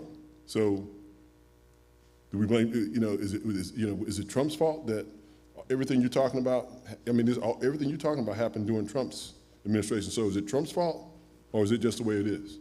Because, you can't have it both ways. You can't say the president is responsible for this when he really isn't. But then when 1 million people die under his administration, you can't say it's not his fault because he didn't do anything to try to prevent that. No matter who 45 would be, the New World Order was set in place decades ago, and it was going to be implemented in 2020. That's why it's Agenda 2130. Where I lost it with Trump is the moment he signed that $2 trillion CARES Act. Okay? How do you implement a New World Order unless there's some sort of pandemic to fearmonger everybody, to keep people locked down, but because the $2 trillion CARES Act was signed, it allowed for many people to get all this free money, if you will. You still had to pay taxes on it, but I literally talked to people who, from Walmart, they quit because instead of getting $300 net from Walmart a week, they were able to get $600 from the CARES Act for saying, I can't work because of COVID. So again, it's a total different paradigm when you realize not one novel. Remember, it was supposed to be a new novel virus from the nature, but they had to take that back. So they lied about everything with this virus. But again, to initiate the implementation of a new world order, which is very real, you had to get the globe lockstep in sequence with all the world's governments and parliaments and congresses to not, they don't care about us, people. They don't care. It's an agenda. And no matter who 45 was, that virus was going to be played the way it was played. Okay, so let's move on to the middle class and the idea of a safety net. There's other societies in the world that provide more rigorous safety nets, that the governments literally come together as the people elect them, and they provide longer things like maternity care, even paternity care. And that's just the obvious sort of attention-grabbing part of a safety net. But there's a lot of social programs that big government, whether it's the U.S. or anywhere, uses to promote the general welfare, as we say in our founding documents. How is it that promoting the general welfare and having these safety nets that can mean that our kids are well fed no matter what their family circumstances, that our kids are given an even shot from the gate, from early pre-K? Because here in Middlesex, we've added more education, and we've added more funding, and we've had to pull it from local government, meaning these people's property tax values. Why is it that this is being pushed all the way down to the localities that have the littlest amount of money to impact these situations, where the majority of the rest of the funding for our education and other safety net programs is coming from our states? If you're going to make the government smaller, or if you're going to make the government bigger, or if you're going to keep the government the same, I personally don't care, but I want to know, when is the money going to flow to our education system? And when is it going to flow to promoting the general welfare again? And we'll start with, I think, Mr. Foster. I've said enough times that our government is a major source of why we are experiencing what we are experiencing. But don't forget, big corporation, artificial intelligence, Google, YouTube, Twitter, all these huge conglomerate, multi-billion-dollar corporations, when they lobby your government to pass laws to help them, then those companies aren't going to give your women time off from work to have their birthings. You got to remember, it's not just the government and says, okay, we're going to raise taxes so everybody's happy. When they pass laws that's going to affect corporations, then the Congress is going to know, well, dang, if I'm cutting, that's like cutting my gravy train. So why should we pass laws if big tech and big corporations would suffer if we pass these national laws for these types of programs? We got to do away with lobbying our Congress. They work for us, we the people, and they've lost that. They think they own us. We're their slaves. Okay? We got to take it back, people. I'm not kidding. Pentagon is not doing anything to help this. We, the people, the grassroots, have to send people just like us to Congress to fix this. Total reform. So we, the people, get what we ask from our representatives, and we don't have to rely upon whether these corporations are going to, give in and give us a little tidbit now and then. They're all in on it too. They're part of the problem. People seem to think that it's easy to run government. It's easy to run a school. I can do better than the principals or the superintendents. It's complicated. Government is complicated. And we have these platitudes about, government is too big. Well, it's complicated. So we can't just say we need to get rid of government and people need to just go to DC and take over, because it's not that simple. And climate change is a prime example of this. We know, well, I know that climate change is real. And what happens over time is laws are implemented to address climate change. And what ends up happening, and you see this at the state level too, is enforcement is a burden on local government. And sometimes local governments simply cannot afford to implement the laws as they're designed. So the federal government needs to make sure that when these laws are passed, that they provide the resources for local government, state and local government to implement them. I'm going to just do one quick follow-up, and then we're going to go to the audience. Go ahead, I'm sorry. Was my time up? I thought you wrapped up. Sorry, Mr. Jones. I think that as a society, we need to make sure that if somebody falls on hard times and they're desolate, we need to help them. That's just, to me, that's,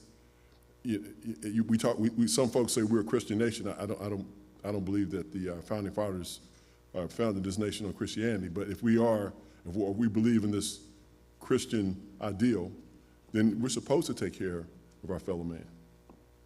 So, I will end with this. Governing is not easy. It's complicated. If anybody has their own business, you understand that it's not easy. It's complicated. And these platitudes about we can just take over and do whatever needs to be done, it ain't that simple. And just a 30-second for each of you, really quick question before we go to the audience with our next question. Is government we or is government they? It's we. Okay, that's one answer. Mr. Foster? We the people. Okay, but I heard a lot of they, and I hear that from my constituents, and to me what I think I'm hearing you say, Mr. Foster, and I'm not meaning to put words, but when you say they, it's a conglomeration of both government and big corporations that are working in tandem, but yet we, the people, I think I'm hearing universally, are the ones that send our people up to be our representatives, and hopefully when we invite them to come talk to us. And then they forget about us, right? I don't think we were forgotten, but I want to make sure that we all agree that this is our government. They may not be our corporations, and they may be working together, and we may have different ideologies as to the extent to which that is happening, but it seems to me that it's another opportunity for us to remind that there were 3 invites, and our standing representative is not here. So it's we the people, and we send our people there, but we do want them to come back and talk to us so that we can let them know how we're feeling. And I think maybe that sentiment is at least shared by everybody on this stage. To the audience, please. Well, and that's why voting is so important, because your vote counts. We saw what happened last year when people didn't get out and vote. So voting is important. Folks get out and vote and put the right people in office. And I firmly believe in humanity. I believe things get better. But if we don't vote and we don't participate, like you all are doing tonight, things do not get better. Then let me just ask this one last one. Rob's not here. I don't have his phone number. Will you guys share your phone numbers with me so I can invite you Absolutely. to Tangier Island next week? Absolutely. That'd be great, because if you get elected, I want to call you. If my people are asking where our representative is, I want to be able to at least call. Absolutely. Thank you. And to the audience, please, Don.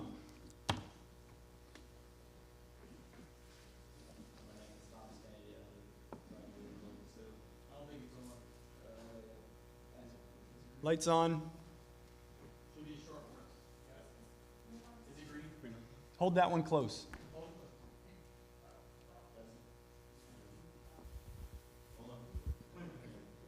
You can have this microphone here. It's not being used.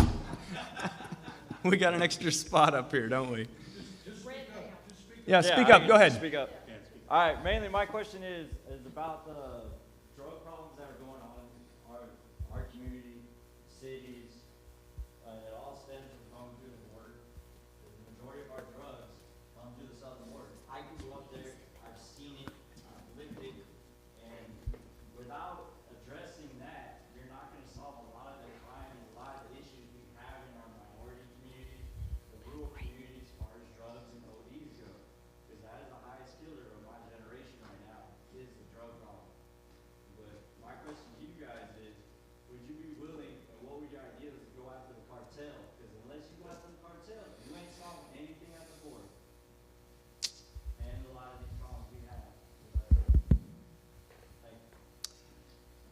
That is a great question.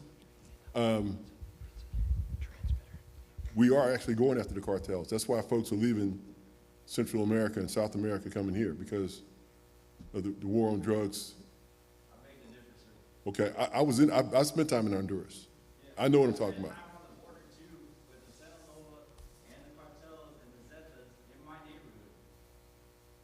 So those folks are just, they're walking thousands of miles for no reason? No, they are, sir. And it's not them. They're paying those cartels to get across the border and have a better life here. Yep. But they're also getting sold into trafficking Yep. and pornography and mules. Well, I understand what you're saying, but what I'm saying is, the war on drugs is part of why these folks are leaving their home, their countries, because, you know, we're trying to curb or fight the war on drugs, and part of it is, you know, addressing the issues in Central and South America. That's part of the problem, and you know, it's kind of like the chicken or the egg. So, you know, our war on drugs is part of the problem, or it's part of the reason why these folks are leaving, coming here. I don't know what the answer is. When I'm in office, I would love to have a dialogue with you and anybody else that, right. Because if it was that simple, we'd have solved it by now. And, you know, I know that, you know, the war on drugs has been an abject failure. So that's clearly not working. So we need to do something different. What that looks like, I don't know. But I also know that, you know, beating somebody's door down at 2 o'clock in the morning is also not helpful. Or stopping people because, you know, they look like me, police stopping people just because of the color of their skin. And it's happened to me many times. And the first thing they say is, I smell marijuana. That's not the answer either. So, and again, it's complicated. But when I'm in office, I'm certainly willing to work with anybody to try to come up with a solution. Mr. Foster, I think the question, if you mind me trying to restate I think it. I'm good. Go ahead, please. So under, I think 2012, Obama Congress found $25 billion to build the wall, but not $1 was spent to build the wall. Took Trump 2 years plus to get $12 billion, and right now there's literally 15-foot tall stacks of wall that could have been, and right now under this administration, that should have just been a continuation policy moving forward under this administration. The reason they're coming thousands of miles is because they know the border is open, they're not being returned, they are getting like $3,500 a month from your federal tax dollars so they can survive. How many people here make $3,500 a month? I don't. Okay? So open border, they're coming in for the money, and they're bringing the drugs and like paying their mules $6,000 each. They don't care about these people. Look at the hundreds of people that actually, they don't talk about it a lot, but the fact is, hundreds of people die in the deserts from not having enough water or anything else, just from the environment. Nobody cares about them. It's safe to finish the wall. A wall will save lives on both sides of the border, okay? 170,000 people overdose every year from petroleum-based prescription pills. I have a plan for a 12-year maximum term limit. Then you go home. I coined this phrase, Congress should be on your resume, not these career politicians of decades making hundreds of millions of dollars for their families. The Great Wall of China didn't work, and the wall on the southern border won't work. It's never worked. Great Wall of China has worked. No. So Okay, so who's crossing over the Great Wall of China? Anybody know? A wall's not. Who's gonna keep crossing people out. Great Wall all of right, China? so this is where the moderator has value again. I had to step on that one. Let's talk about drugs a little bit. Virginia recently decriminalized marijuana, as have many other states before us. Yeah. And I've seen my friends start to grow, I think it's 4 plants were allowed. I tried to grow some plants. My wife's a horticulturist. I couldn't even bear to be criticized to that level, and I was a horrible grower. But the point is, maybe, just maybe, if we didn't have such a reliance on the supply on the southern border, because really they're feeding our addictions, whether it's marijuana or cocaine or heroin or any of the drugs that they can grow down there, as opposed to the ones that we synthesize here in our pharmaceutical labs and then like OxyContin release on our children when they have a shoulder injury and then they end up suicidal. I mean, there are different kinds of drugs, but the drugs that are coming from the south do cross that border, as does a lot of our money that funds those cartels. And I think, the question really is, do we go after the cartels, or do we do what we're already doing in the States? And we've done the laboratory experiments in the States, and we know that we can grow this stuff ourselves and we can actually tax it, which isn't something that we should be necessarily excited about, because we're not just taxing to make money. We're taxing because we need money to do the things to keep the economy going and to keep these economic development efforts going. But the point is, if we are already growing in Virginia, and we're considering relaxing our laws state by state slowly, which is appropriate at times. But with the crisis looming and people coming across the border and all of us fighting about wall or no wall, what are your thoughts about the federal government finally stepping in and saying cannabis is just something we use to stop people and shoot them? When is cannabis going to be legal so that this isn't something that we keep doing to each other? So California legalized in '96 for medical use. Many states now have medical use and some recreational. When you do your research, and YouTube is a great place to find the benefits of cannabis, CBD oil in children who have seizures and epilepsy, there's Charlotte was her name. Some growers named a strain after her, Charlotte's Web, and literally her 300 seizures a week were knocked down to like near nothing, okay? The efficacy of cannabis is real. The war on cannabis in the early 70s, I don't like using the marijuana word, was a war on the people. Anytime in life when you ban or prohibit the use of something the people want, you just create an industry of employing police, prosecutors, and judges and prisons to house the criminals.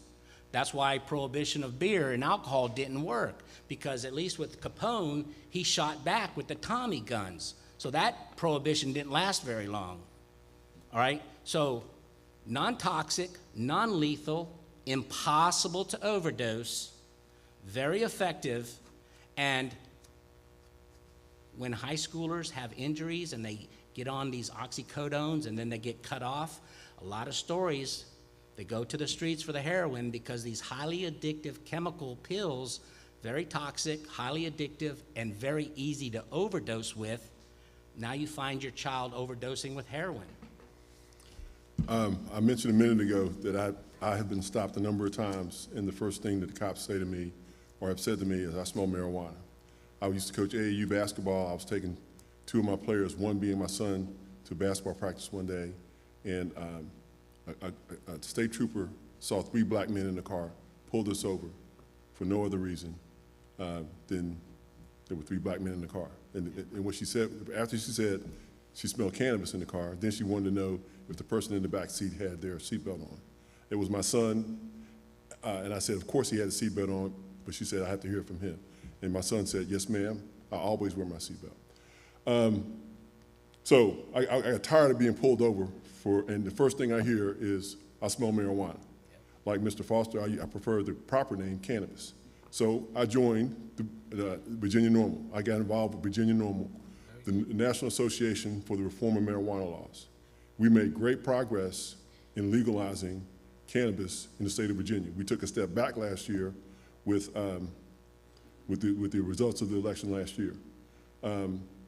States that have legalized cannabis have significantly lower incidence of drug overdoses, because people are not reliant on these pills like fentanyl that will kill an elephant. And cannabis is nature. We're trying to outlaw nature, which makes absolutely no sense. So Mr. Foster and I actually agree on something.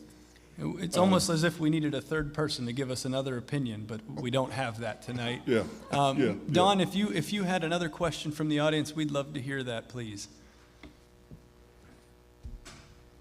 So just to finish up my thought, I've always been the type of person that if something is wrong or I disagree with it, instead of complaining about it, I get involved and I make change. And I'm very proud of the progress we made on cannabis in Virginia over the last 5 years.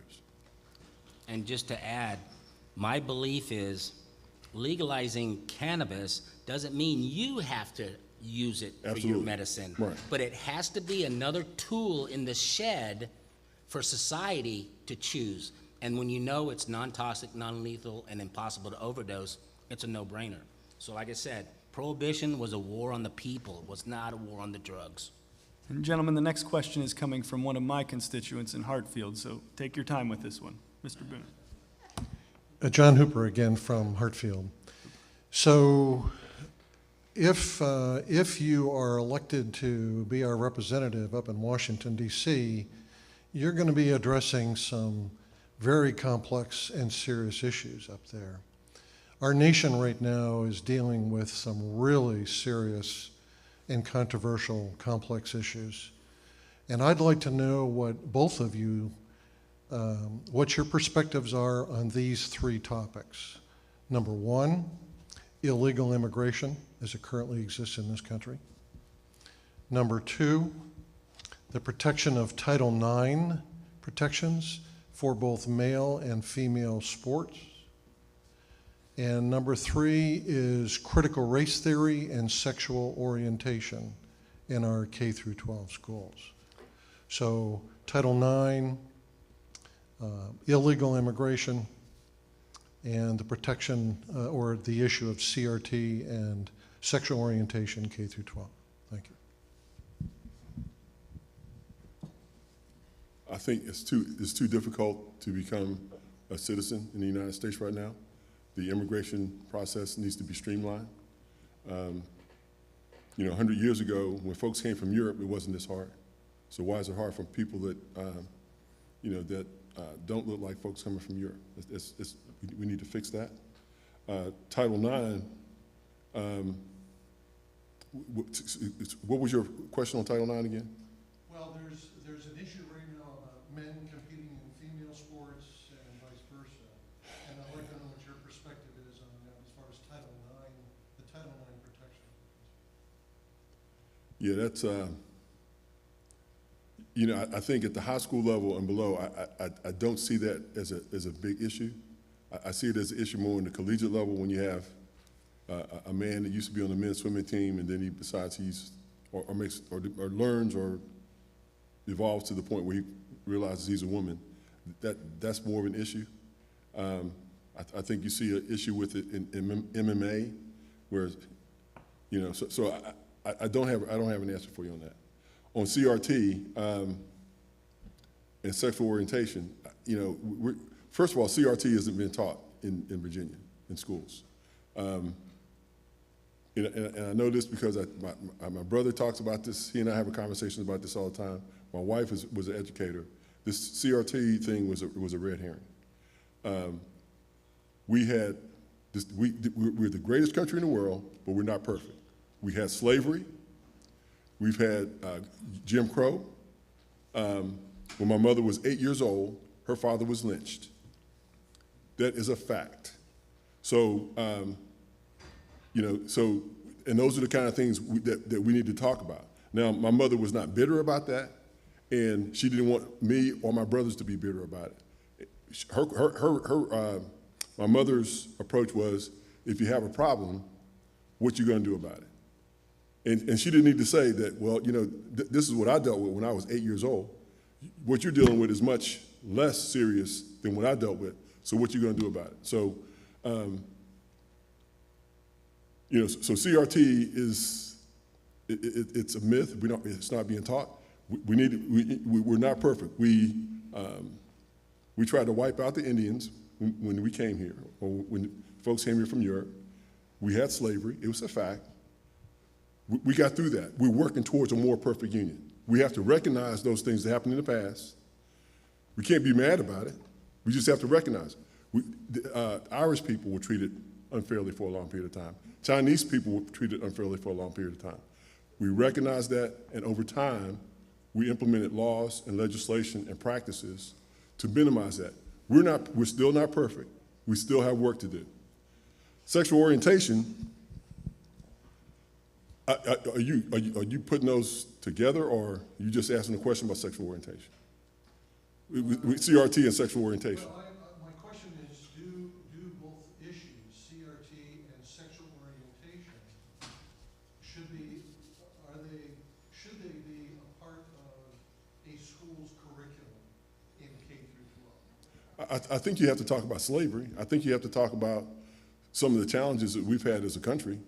And I think you can do that,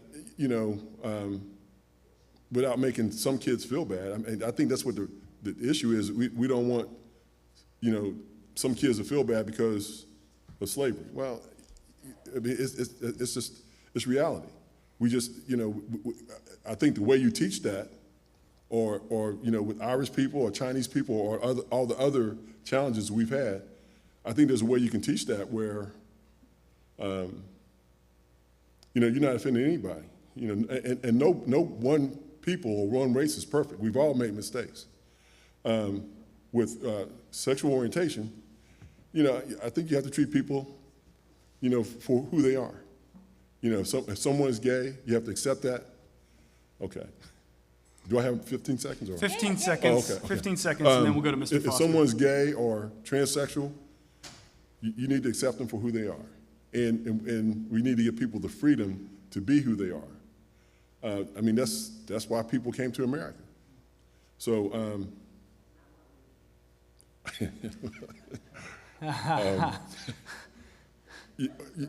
you make a good point. You make a good point, but at the same time, still, we have to allow people to be themselves. So we'll go to Mr. Foster, and just a quick reminder, the first part was illegal immigration. The second part was Title IX protection, and maybe that's where we put the sexual orientation in K-12, and then also CRT as something that, while it's not taught in Virginia schools, what of it, I guess, is the question. We're practically the only nation that has an open border. No other nation allows illegal immigration. If you get caught, you go to prison.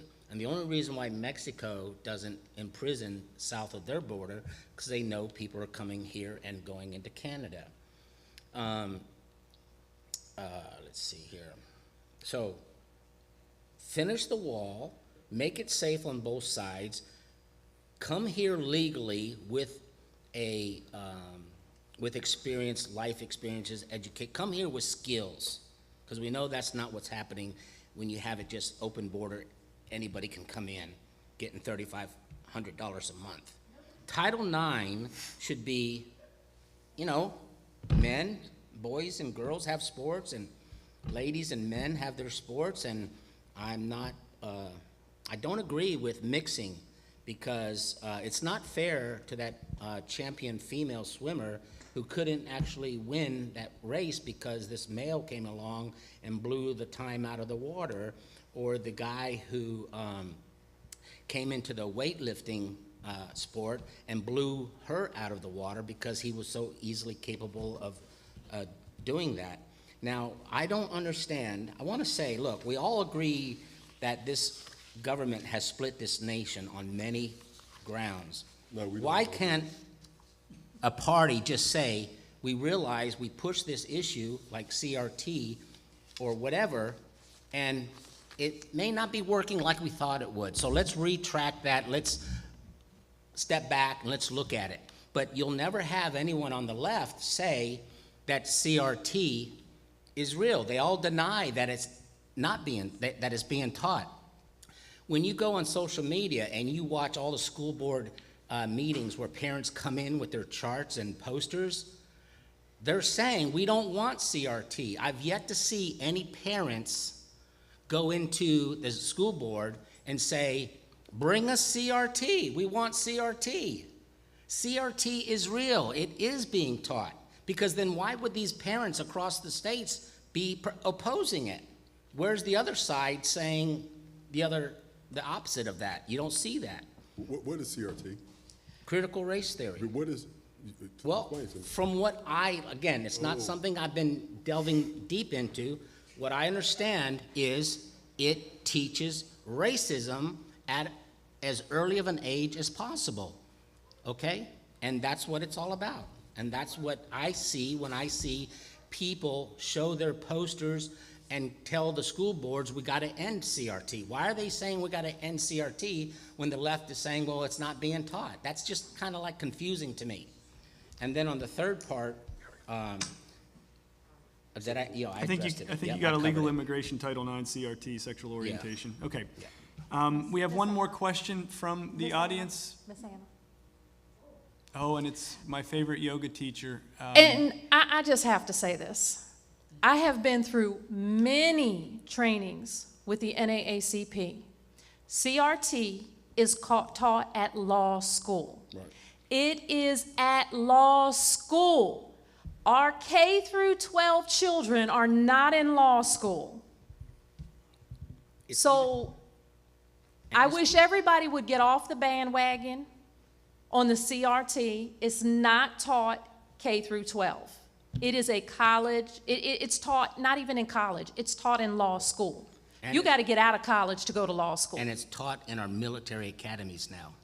And so for a moment of mindfulness and serenity, I think we go to Anna, who is my personal favorite yoga teacher at our YMCA. We're going to bring her the mic, or No, I can't, I'll connect. Okay, go ahead, Miss Anna. Actually, though, what Dawn had just said, The people at home can't hear you. Foster and Mr. Jones, you know, I just keep wondering where you keep getting, Mr. Foster, your facts, your so-called facts, because you seem to be coming from a place that isn't. You keep saying it's real, and yet I don't see you actually truly having experienced that. And to my question is, Mr. Jones, like when Mr. Foster came up with the idea of saying that 2 out of 3 people that are being killed by police are white people, and you were going to say, I wanted to say something about that. I would like to hear what you had to say about that, because you as a black man perhaps have experienced something different.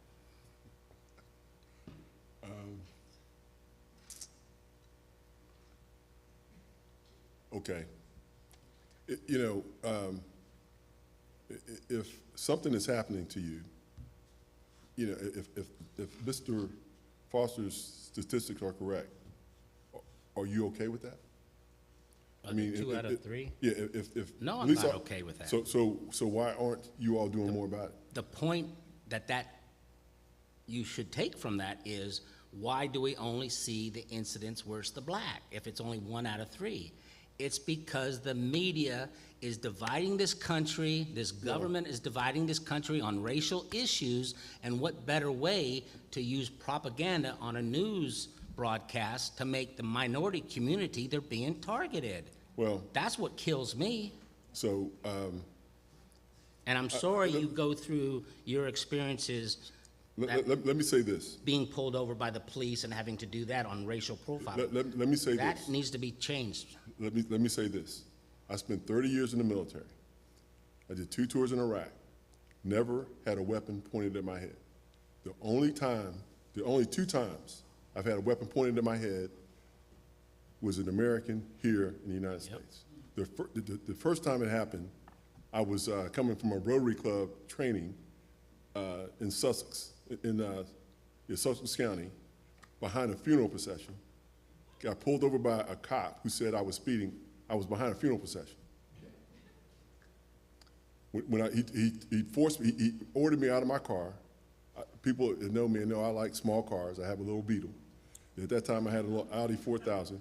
When I got out of my car, I guess my size intimidated him, and he was falling back and pulled his gun and almost shot me in my head. The second time, I had just been elected treasurer of New Kent County. I was working for Colonial Downs as the Director of Investor Relations. I was moving some of my office stuff from Colonial Downs to my office in the Treasurer's office. In the middle of the day, shirt and tie on, parked beside the building, and as I took some stuff inside, came back to my car, took some stuff inside. When I came back out, this police officer had a weapon drawn on me, wanting to know what I was doing. I told him I'm the effing treasurer for New Kent County. Good for you. So, when incidents happen to me or people that look like me, we're vocal about it. Now, why other folks who are getting shot at using your statistics, why do you stand for that?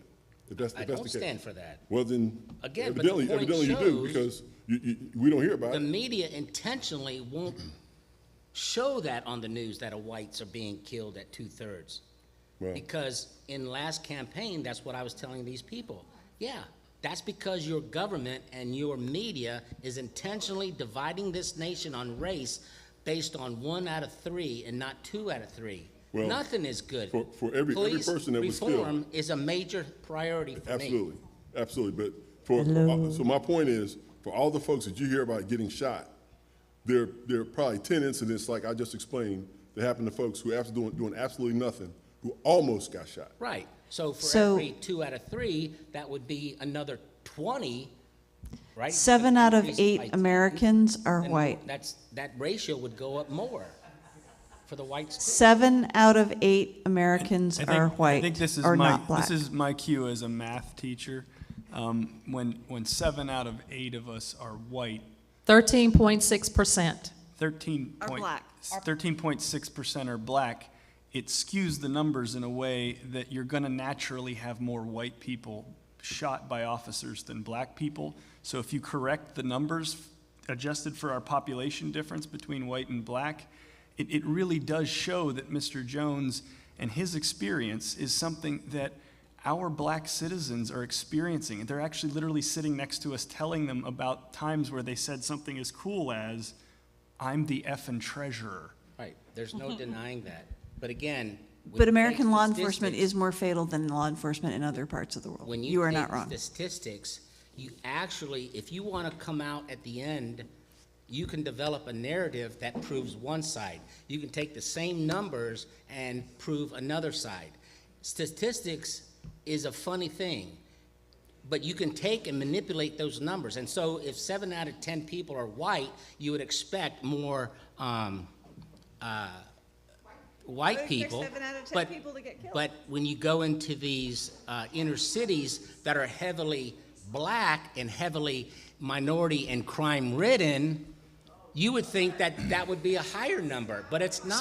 So let's all remember How you here. look at the statistic. If we may please, this has been a very healthy forum, and let's remember our representative. Is not here. Our representative is what? Not here. Okay, and so these gentlemen are seriously considering devoting a significant amount of time out of their lives because they see the problems that we all see, and they don't see them exactly the same as us. But if I learned anything from the only time I ran to hold a spot that I was the incumbent, it is that I was held accountable for my attendance. And these gentlemen are here. And you are too. Thank you very much. In 10 years, Mr. Wittman has been invited every year, and in 10 years, we have never seen him. Did you get a response in those 10 years? No, sir. Interesting. Okay, so do we have one more? Can I just say, Please. when she told me that the other week, I brought that to this morning's breakfast club, Republican, conservative, constitutional conservatives. When I said that he has never attended one in his 15-year tenure, about 40 people were shocked and said, "What?" I said, "Yeah, isn't that something? Shouldn't any representative across America be there for all the people in that district?" And they all said, "Yeah." And I says, "Then why hasn't Wittman showed up to an NAACP in 15 years?" So I Because think I his made some report headway. card is an I- F with the Huh? NAACP. Yeah, and so the point I say to share with you, I made major headway with that fact, okay? Well, very good. Do we have one more question from the audience? I think we were talking about an 8:30 end time, and we are at. One more? Anybody One more else? and then a closing comment Okay. from each of the candidates. And again, gentlemen, thank you so much. The attendance is the hard part. After you get the attendance down, then it's really about the listening too. I hope you understand that. Please. John, I don't have a question. I have a statement. As some people in the audience may know, I'm the chairman of the GOP here in Middlesex County. And the fact that Mr. Wittman is not here tonight is absolutely appalling. And I'm about as Republican as you can get. And I fully intend to make a phone call to his office tomorrow morning and demand an explanation. And certainly we can give him the information that we exchanged here and see if he'll give you some answers, Mr. Hooper. I appreciate that. We are a very Republican, Democrat, independent place in Middlesex County, and I hope that this came off as a presentation by the NAACP that allowed both of these candidates, and we wished for all three to each get time to answer your questions and speak to their experiences. And we're not always going to agree, but we need not just the people that are thinking about running, but the people that we already elected to come and see us, to come darken the thresholds of our doors with their shadows. So again, hats off to these gentlemen. And Mr. Wittman, you're on notice, I think is what we're saying here. So let's go straight in. Do we have one more question, Don, or is that it? No. Okay, let's wrap up because I see people getting tired. Gentlemen, you each have 2 minutes. Mr. Foster, if you would go first, please, and just wrap up closing comments. Thank you. One of the most important things I learned from the voter base collecting my signatures is that from the fishing community, everyone that signed my petition told me Wittman has not supported the fishing community in 15 years. Now, they also use some other, but I don't have to go there right now. But again, he's just, as some have said, he's just part of the global uniparty takeover and has nothing to do with the interests of we the people. That's where our Congress is today. It's just about power. It's not even about how many more millions they're going to take in donations. It's because it's not even money for them no more. They got the money. It's to keep the power. We are in a time where this is truly God versus Satan. We all say good versus evil. I have been for 2 years saying this is the Great Awakening, the Great Reset, Satan, a God versus Satan. Okay, God, family, government. A nation founded on the Bible, Bill of Rights, the Declaration of Independence, and we formed the Constitution. That's what we need to teach in our schools. So I'm just saying, nobody can beat an incumbent in a primary. Won't happen. We have to come together as a community, and for me, I have to say this. You all know this is historically a conservative district. That's why he keeps winning. That's why nobody from the left can flip the seat. So y'all gonna have to make a decision to come together as a front to be a historical victory, David versus Goliath, and let's show America we can send you to Congress in under $5,000 on a grassroots budget and just hard, honest work. Honor, integrity, and respect back to the sacred, hallowed halls of Congress for we the people. Thank you. Thank you, Mr. Foster. And Mr. Jones, your final statement, please. Again, I want to thank you all for being here. Freedom is not free. You all, everybody can't pick up a weapon and go fight, for the military, but you can do your civic duty and participate in the political process. So I thank you all for taking time out to being here this evening. This election is going to be a referendum on Mr. Wittman's voting record. His voting record is horrendous. People I've talked to said they've known him for years. He has not always been this, for lack of a better term, radical, but his voting record is horrendous. He voted against baby formula. He voted against the PACT Act. He voted against, it's a whole host of things that he's voted on. So this is going to be a referendum on his voting record, and I don't know him personally, but I'm going to call him out on his voting record. We need people in Congress who reflect the values of freedom, democracy, truth, and justice. We don't have that right now. And a rebuttal. You know what? I need to say a couple thank yous. First of all, thank you to Greg, who did our sound. Absolutely. Great job. Yeah, he is with seekthegeek.com. And also, I'd like to thank the NAACP. For years, you guys have put together these kinds of events, and I think we are starting to get traction here in Middlesex. And I think with a little more digital emphasis, we are going to reach a wider and wider audience, and there are more of you coming. I believe that. And so thank you wholeheartedly to those of you that showed up in person and voiced your concerns and your thoughts. This is we the people. And so, and again, I just have to close with both of you. I don't know what your schedules are from here, but if I could exchange phone numbers Absolutely. and invite you to Tangier. And if you're willing to stick around for those nice people that have come out and give them a couple minutes to say anything else you want to say, I'm going to close off the And 10 seconds mics. for the record? Nope, we're going to just close off the mics and we're going to leave it there. And then if you want to talk to anybody, Dawn gets the last word around here because this is the NAACP and it's her event. Go ahead, Dawn. I would like to thank everybody that came out tonight. I would definitely like to thank our candidates, and hopefully one of them will be our next congressman. I would also like to thank Mr. Greg the Geek, who is back there doing our sound, setting everything up. No matter what we came in with problems, he fixed them. And thank you, John. Absolutely. Very good moderator. You will be back again. Thank you, everybody. Have Have a a great safe night. Have a great night.